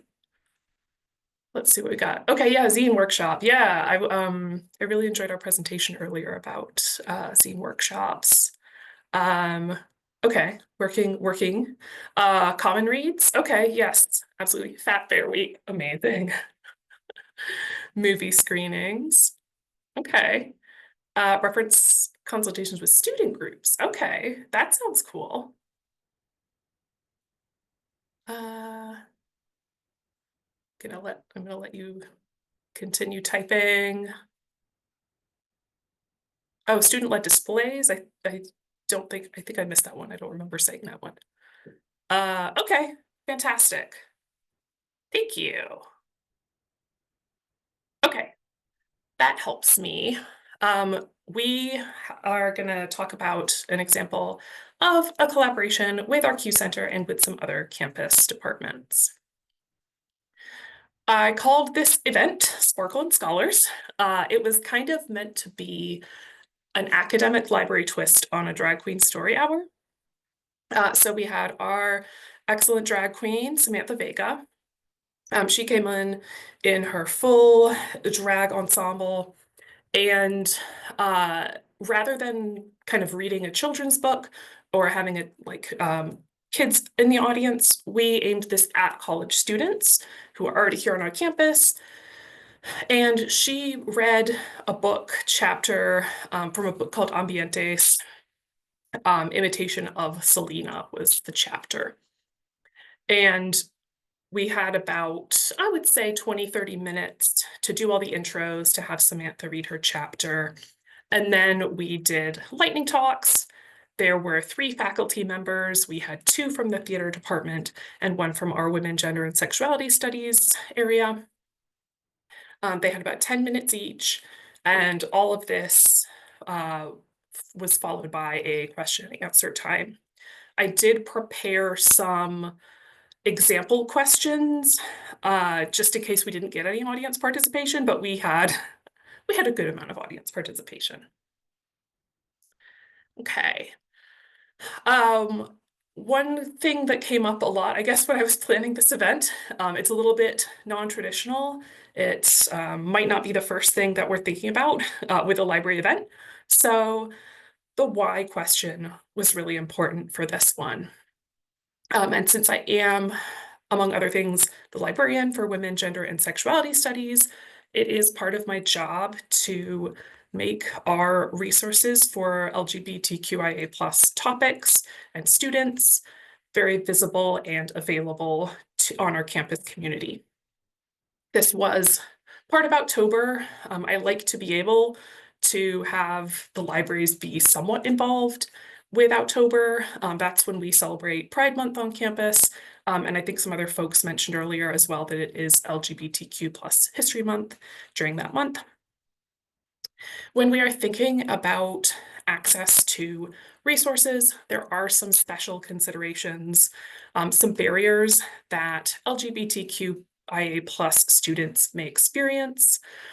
For example, they may fear when they're talking to a librarian or somebody in the library about their research interests or about the kinds of resources they're looking for, that they're going to be asked to disclose an identity or, you know, a reason why they're interested in this topic. And they might be afraid of, you know, the privacy of their identity as well being compromised.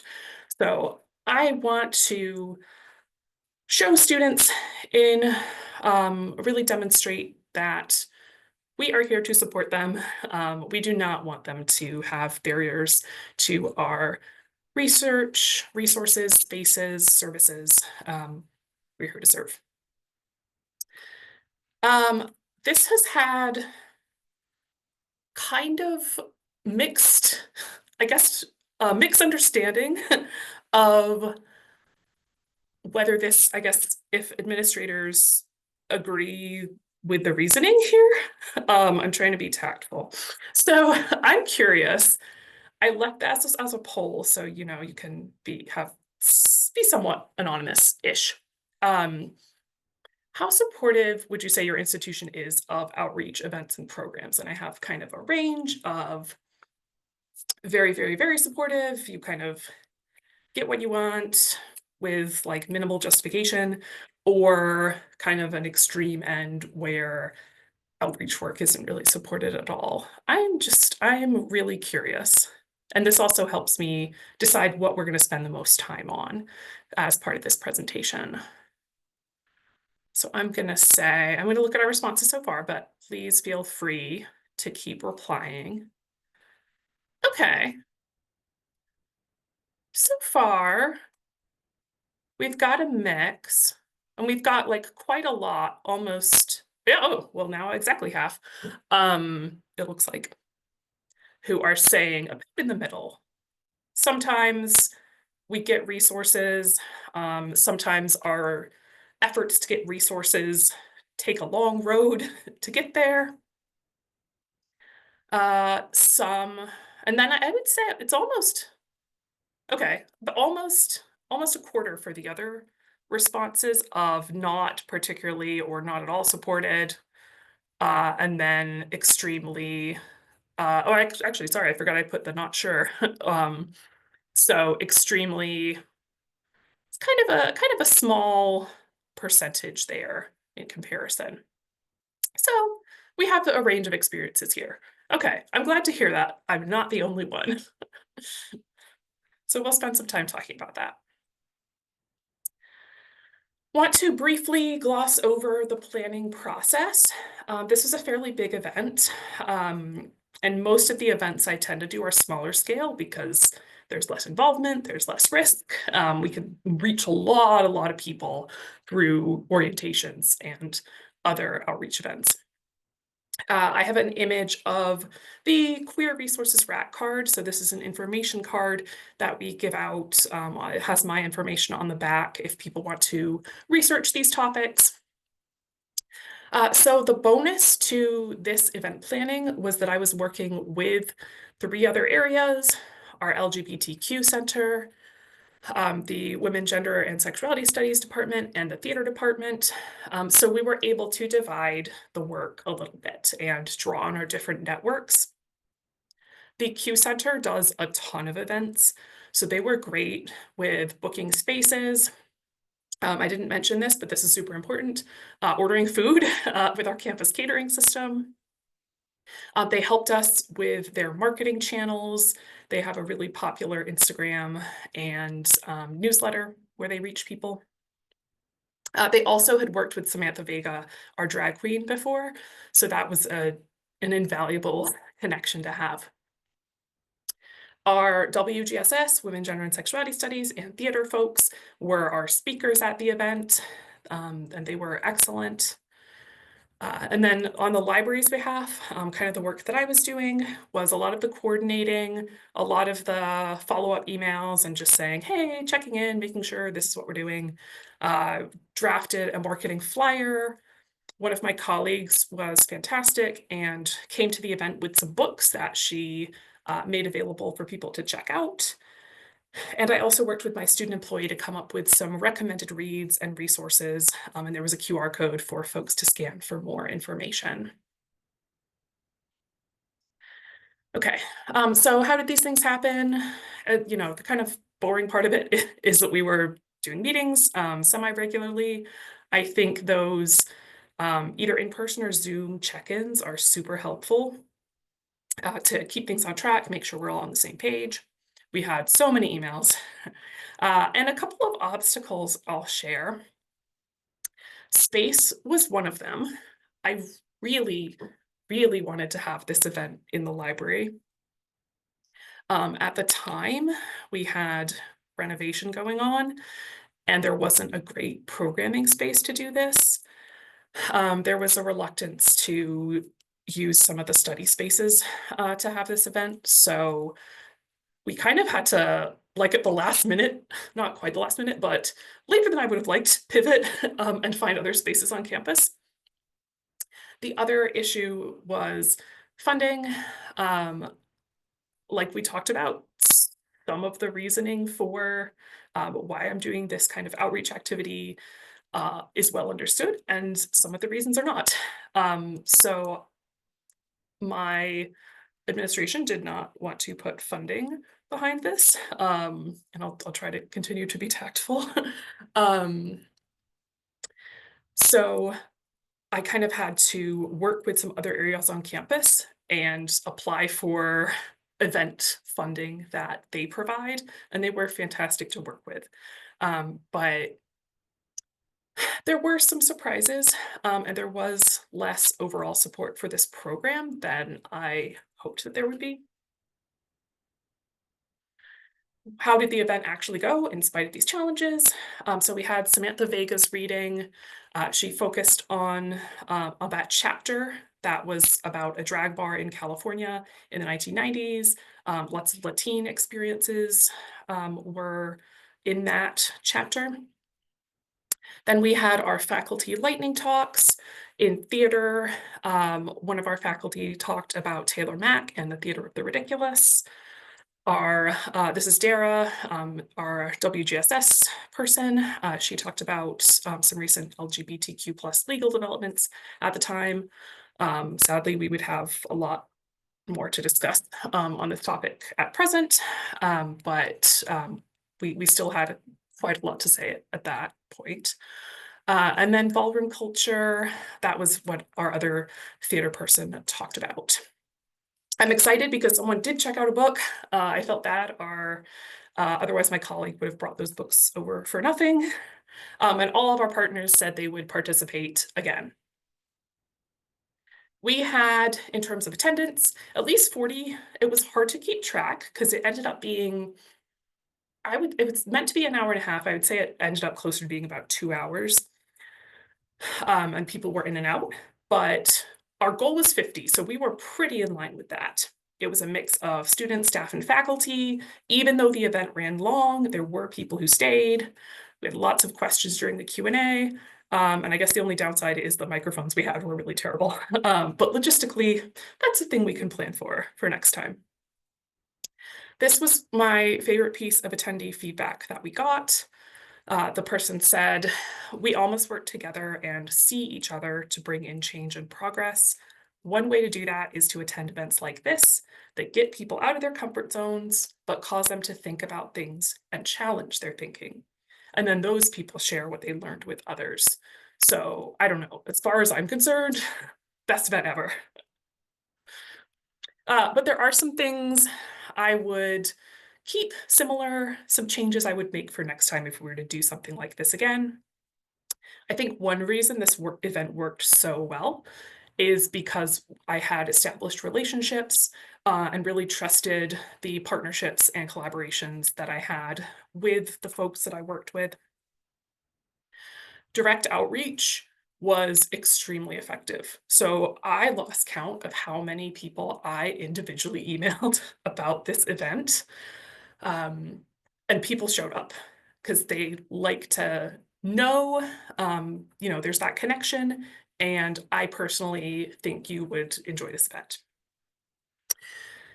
I did thank people at times I thought too much, but I think that's the side of caution to err on.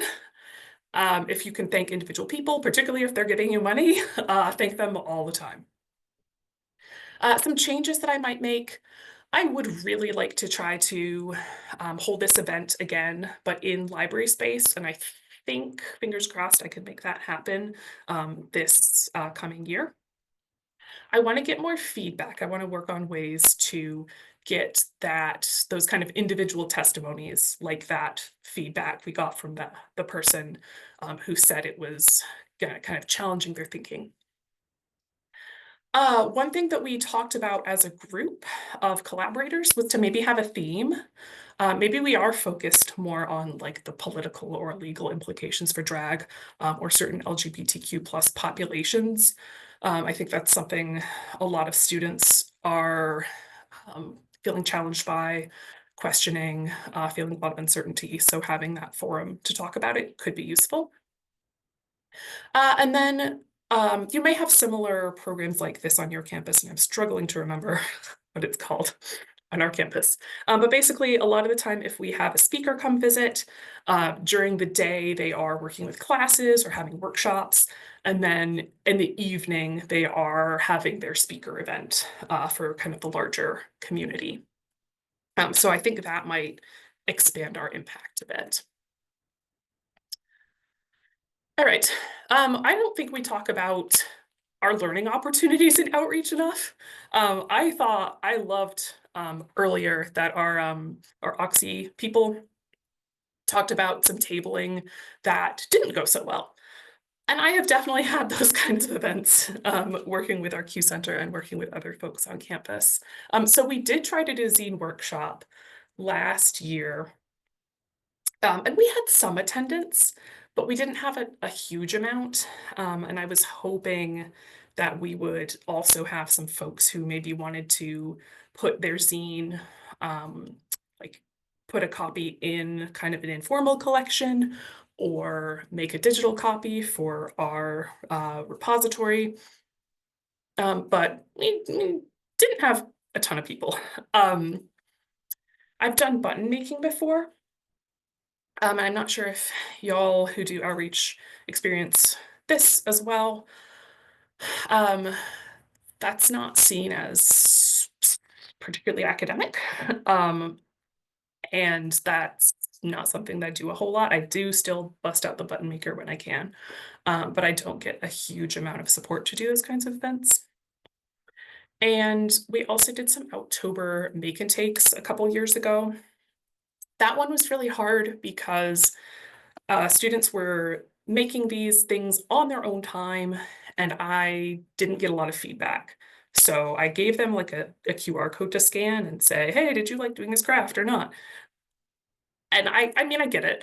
I get why I never heard anything, but it made it hard to justify doing it when I wasn't sure what the impact was for students, or if they were just like taking these and throwing them away. Okay, I gotta wrap up. Few things that I'm thinking about with these big kind of events. Lining them up very closely with strategic priorities and being very clear about what the purpose of these events are. If I can promote a specific collection or service, or I can be there as the librarian for WGSS, that can be an effective way to get support. And then I want data that can show success. We've got numbers, but I think also that qualitative data is useful in showing what we're doing and the effect it's having on our audience. I'm going to skip our this other Pear Deck question because I'm pretty sure I'm running out of time. Wanted to share a couple of resources for further reading. I have many, many more if you want some other suggestions. And thank you so much for your time and attention. Really happy to be here with you all today. And I'm happy to take questions. All right, thanks so much, Jillian. I don't see any questions in the chat or the Q&A at this point. I'd just like to ask a question because I don't know anything about Binghamton. How large is your campus? I mean, 40 students sounds great either way that you got to, go to this event, but how big is your campus? How many students? Oh, sure. Yeah, I didn't even think about that. Sorry, it's so Binghamton is part of the SUNY system. Everyone in New York knows who we are, so I apologize. I'm usually in a zone where people are like, oh yeah, big. So we have, including undergraduate and grad programs, we have about 18,000 students. It's highly residential. We are more upstate, we're fairly rural. And we have a huge number of students from the city and from Long Island. So they're kind of up here, very much on campus. Did you have other questions about the university or? Okay, all right.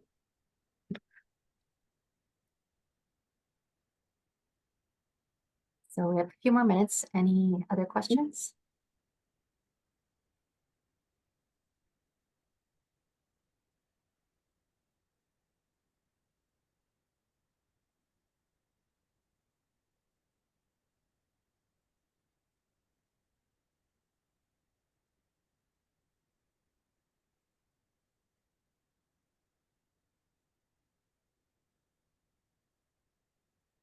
Yeah, I mean, thank you for presenting, and I really hope that you're able to get the support to do this again. It sounded like a Thank worthwhile you. event. Yeah. Yeah, I think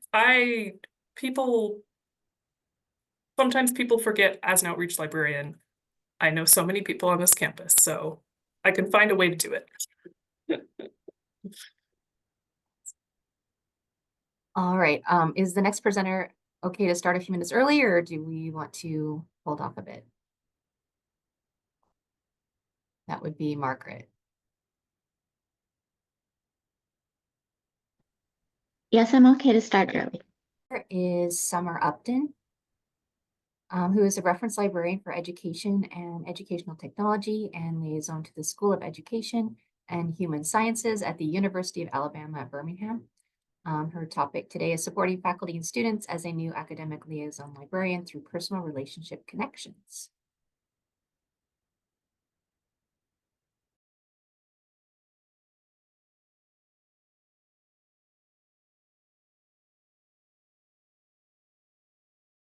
Oh, Summer, I think You you're need to muted. unmute, yeah. Oh no. Okay. Now we're ready. There we go. Okay. Well, first, thank you for having me. And I'm going to build on what Margaret was just talking about, becoming a liaison librarian. I come from the world of K-12. I was a classroom teacher for 15 years before I moved into a school library. And then about a year, I became a reference librarian here at UAB, an R1 institution. And so becoming a liaison librarian was new, but also not new for me. So I'm hoping to share some practical ideas about how I made connections and try to embed myself into my liaison area. So the first thing that I did is what librarians do best. We research, right? Exactly what Margaret was talking about. I got to know the programs, the requirements, the instructors, who's teaching, specifically with any adjuncts that there may not be information about those professors on the website, what courses are taught when and who's teaching what. And yes, administrative assistants and recruiters rule the world. They run the world over in your liaison department. They can connect you directly to students. They were also able to get me on the department listservs, the school listserv, so I know exactly what's going on over in my liaison area at all times.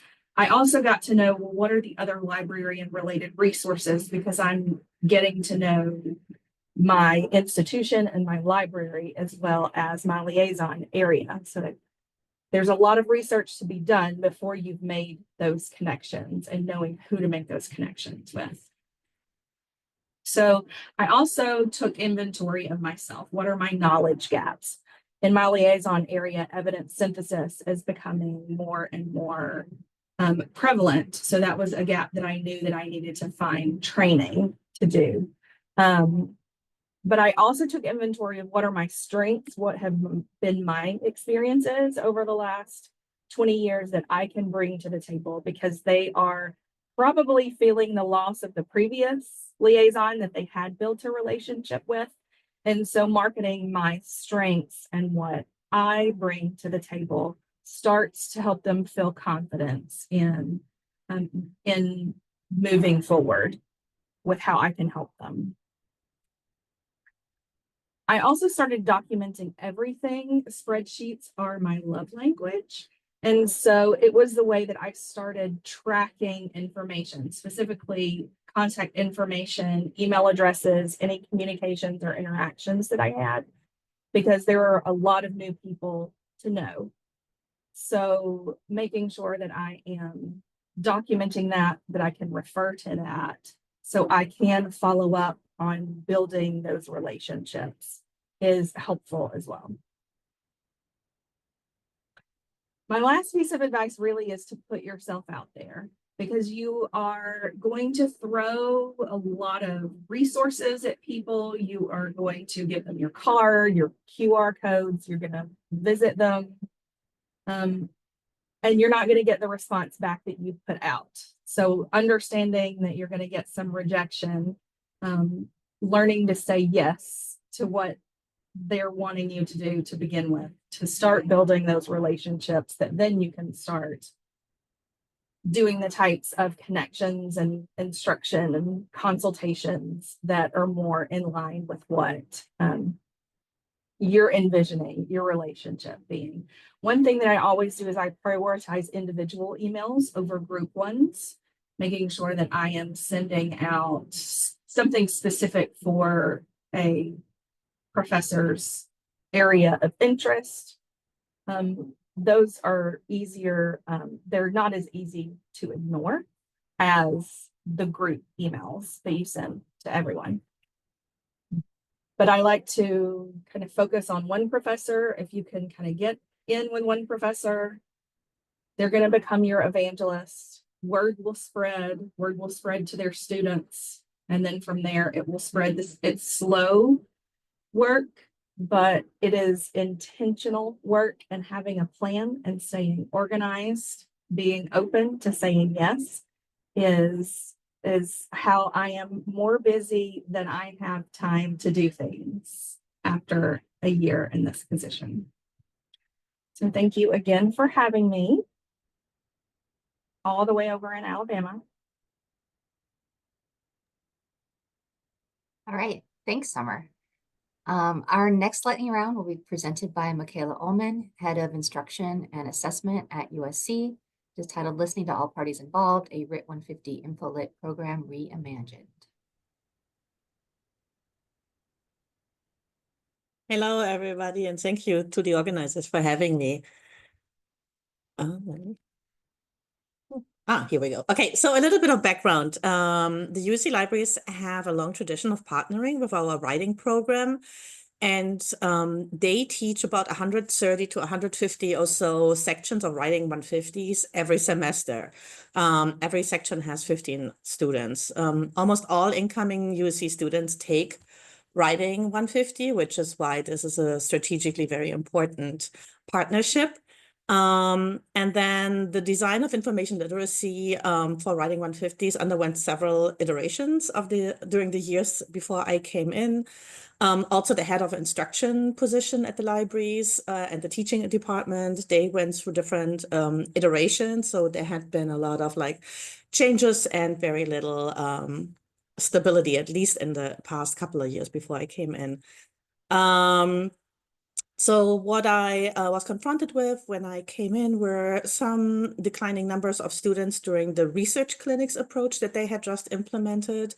There was also reduced collaboration between writing 150s instructors and librarians, as well as increased top-down management, increased logistics workload for the teaching department or the head of instruction. Basically, it kind of became almost a full-time job to manage the writing 150s, and there wasn't much time to do anything outside of that. Then also students did not receive specific, so they have different thematics in the writing program, and they did not receive thematic specific instruction. They had different, basically all students were put together in the same research clinic, no matter what thematic they were in. So some of the challenges that I met were the writing instructors wanted a lot of in-person visits for the classes. At the same time, the libraries were very understaffed. The teaching information literacy for writing 150s was not regarded highly by the previous administration. So there wasn't really much value for librarians or encouragement for librarians to teach them. So, and it was also voluntarily. It wasn't tied to job descriptions. Plus, again, we faced understaffing. Some of the opportunities I had with, we had a new department of teaching and learning. So we were a whole department. We also had an associate dean that was dedicated, who could advocate up for us. We had a new dean come in with a much higher regard for instruction. After the pandemic, more openness, we experienced more openness to asynchronous and online teaching. And then also, we really wanted to give back some independence and value for librarians who were teaching in the writing 150s and going away from like a prescribed approach that also had like a lot of management in it. So I'll just go briefly over some of the things we did. So some of the goals and challenges were, again, like sustainable and equitable approach, combining the wants from both the writing instructors and the librarians, less top-down approach, fewer logistics, more independence, identification of key holders, then also creation of a toolkit that supported librarians. So we started by assessment. We did surveys for both the instructors as well as the librarians to identify the key ones, and then correlated them together to find mutual ones, and then started designing a teaching approach around the ones from writing instructors and librarians, while at the same time centering equity and sustainability. What we did is we established a more regular open communication with the writing programs as well as with the librarians. We shared very transparently the assessment results and involved them in decision-making process. We also kept sharing the challenges that remained. We sought buy-in from the administration. We presented to the dean's cabinet. We had a one-on-one meeting. My department and I had a one-on-one meeting with the dean to increase the goals and the value of writing 150s. In addition, we advocated for including writing 150s in the peer review materials and hiring process. And then also, like, we kept an ongoing open communication.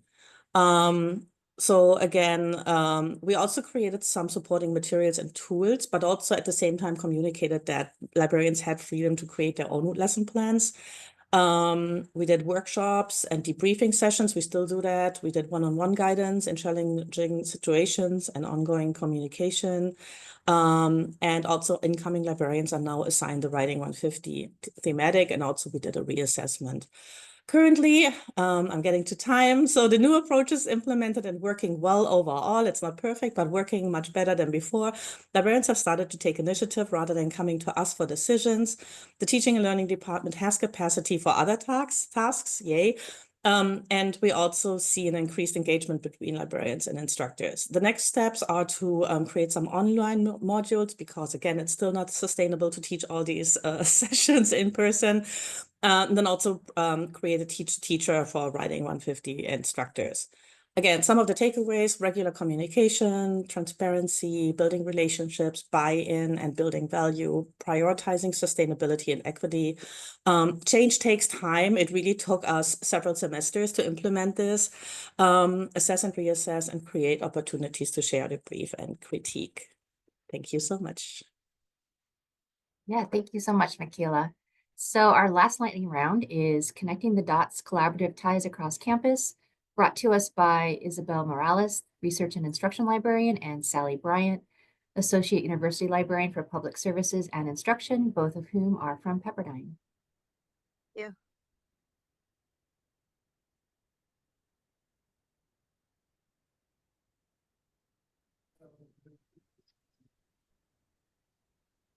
I can't share the. Uh-oh. Oops. Okay, let's see. I know Isabel is a co-host. Let me see. And so she should be able to share it. No, you're a co-host. I'm not quite sure why not.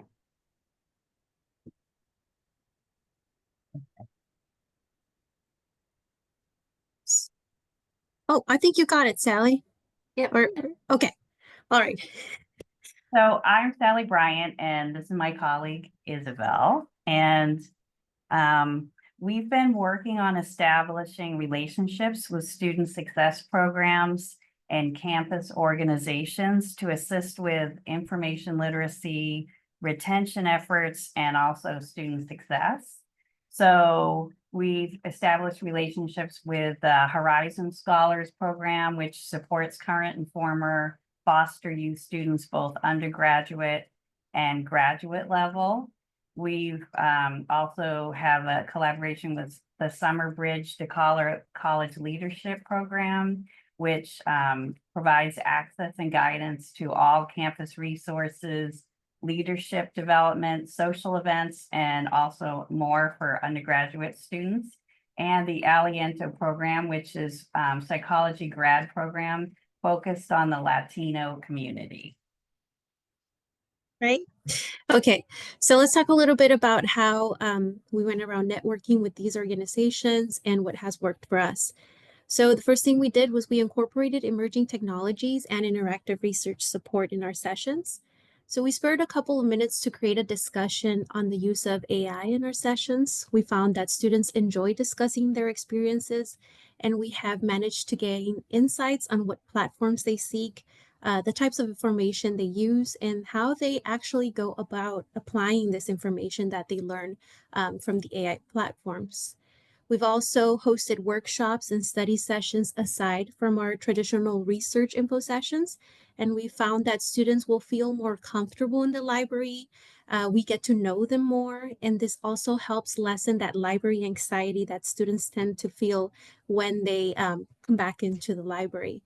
So some of the programs that were very successful at our campuses were the Nightmare Before Christmas study session hosted in the fall, Conchas and Coffee with our Aliento students, our reference drop-in day, which is basically for students that can't really commit to appointments because of their busy schedules and all that. And then we've also had the Women's Studies Pizza Day at our undergrad campuses. In addition to this, we, oops, previous slide. Did I change that, Sally, or was it you? Oops. Oops. Anyway, I'll continue going for the sake of time. In addition to what I was talking about, consider attending program events or manage to get invited to events. Just now and then get out of the library, make your presence, find ways to build your connections, and just show up to these events. We actually prioritize the new student orientations every term, and we attend student events and faculty meet and greet events as well. Lastly, we do connect with our advisors. Make a note of your subject advisors, utilize them as a connection point with faculty and the student body. I found that when I create digital flyers to promote our research events or any kind of sessions, I ask the advisors to share them. They always seem to have access to mass student email, so that actually works for us. So how does all this connect? How did everything I just say connects the dots? Well, we want to acknowledge that we need to go beyond our traditional duties, include new responsibilities such as student engagement, digital literacy. We want to also acknowledge that librarianships support academic and personal growth as well. We're not just designated for, sitting at the desk, providing information resources. And it's really important for library liaisons to create these connections, particularly with the underserved student communities. Next slide. Okay, so here are just a couple of steps that we've taken and that seem to have worked, and some things that we plan to do. So we have designed program guides for the communities we've connected with, and we feel that this makes them feel more included.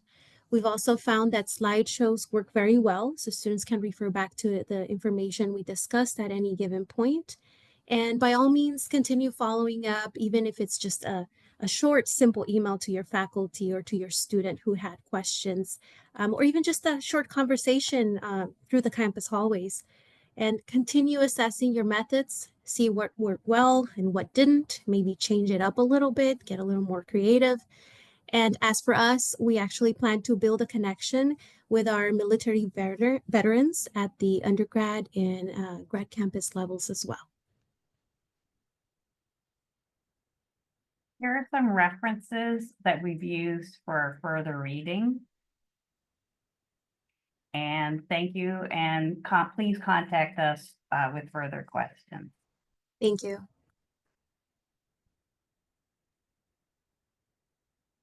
All right, thanks, Isabel and Sally. I do not see any questions in the Q&A and didn't see any in the chat. Does anyone have any questions? Go ahead and either put them in the chat or you can raise your hand if you want to speak.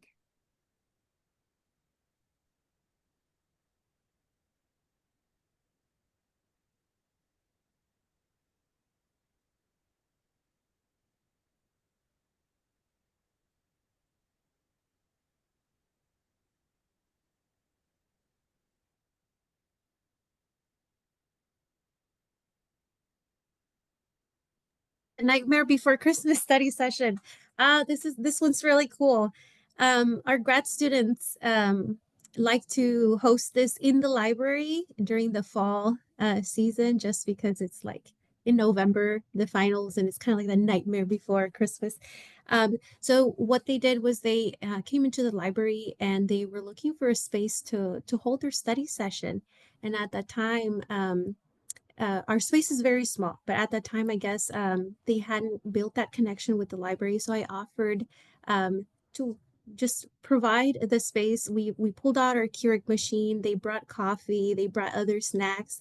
And it was, I think, about 20 students that took the backspace of our library, sat together, and just studied. I actually reserved the spot for them so that they could have enough time. I believe it was like about 2 to 3 hours that they hosted this study session. And they set up some decor. So it was a Nightmare Before Christmas type of theme.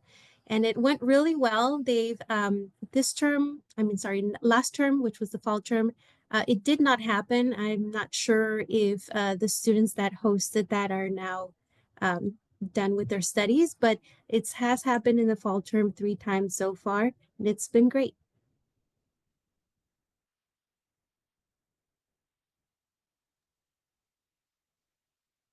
So there's another question, Margaret and Summer, about how long has it taken for you to get connected with the subject professors?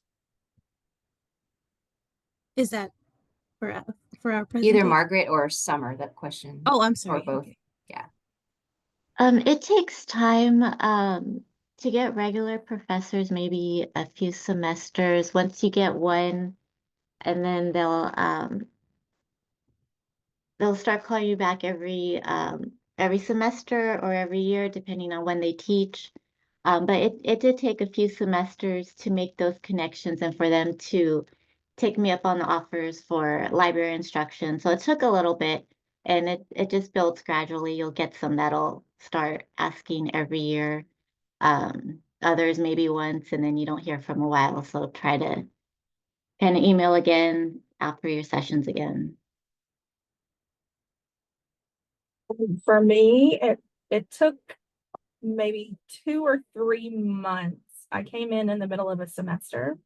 So most of the instruction for that semester was over by then. But for the summer semester, I found that one professor who was also new, who kind of took a chance on me, and she has spread the good news. And so I'm busy with instruction all the time now. So, and I've been here almost a year. And then this question is for anyone who talked about getting up to speed on subjects. Could you talk a little bit about any support structures or documentation that the library had that helped you or lack thereof?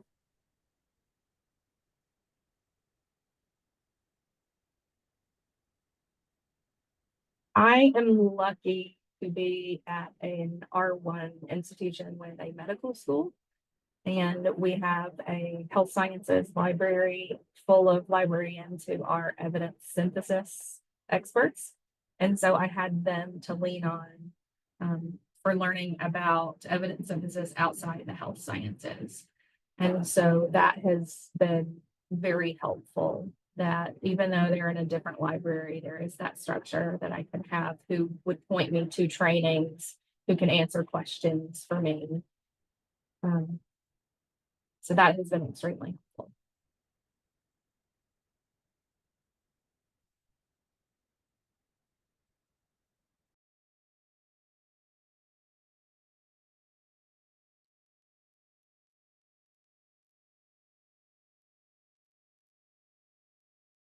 I'm gonna turn it over to you, Ariana, if there's no further questions. Awesome. Thank you, Kathleen. Okay, we've had a long day. I'm just like 2 more minutes I have for you all. Thank you so much to all of our wonderful presenters. I learned so much from your different experiences. And it was really great to hear from all of you. And we hope that you consider presenting or joining SCIL again. Just a few things as we close out. We will have a SCIL Spring program on May 9th, which is graciously organized by Liz Galusis, our SCIL Vice Chair, and that's going to be on AI and critical information literacy. So that's also a free workshop that'll be coming. And as Nick mentioned, if you are attending LOEX, we will be doing a casual meetup for SCIL and SCIL curious folks. So that'll be coming out on the listserv.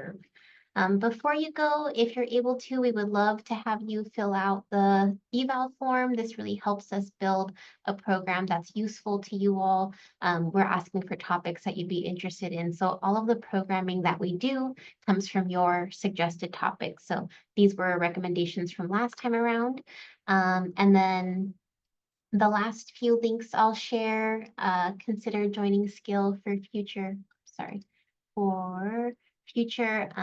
programming, events, board things, all of that. Sorry, I can't multitask, but I'm just sharing those links again. So yeah, thank you so much, presenters. Thank you for attending. I hope you have a good rest of your Friday. Thanks for hanging in with us for a full half-day conference. Okay, we'll see you later.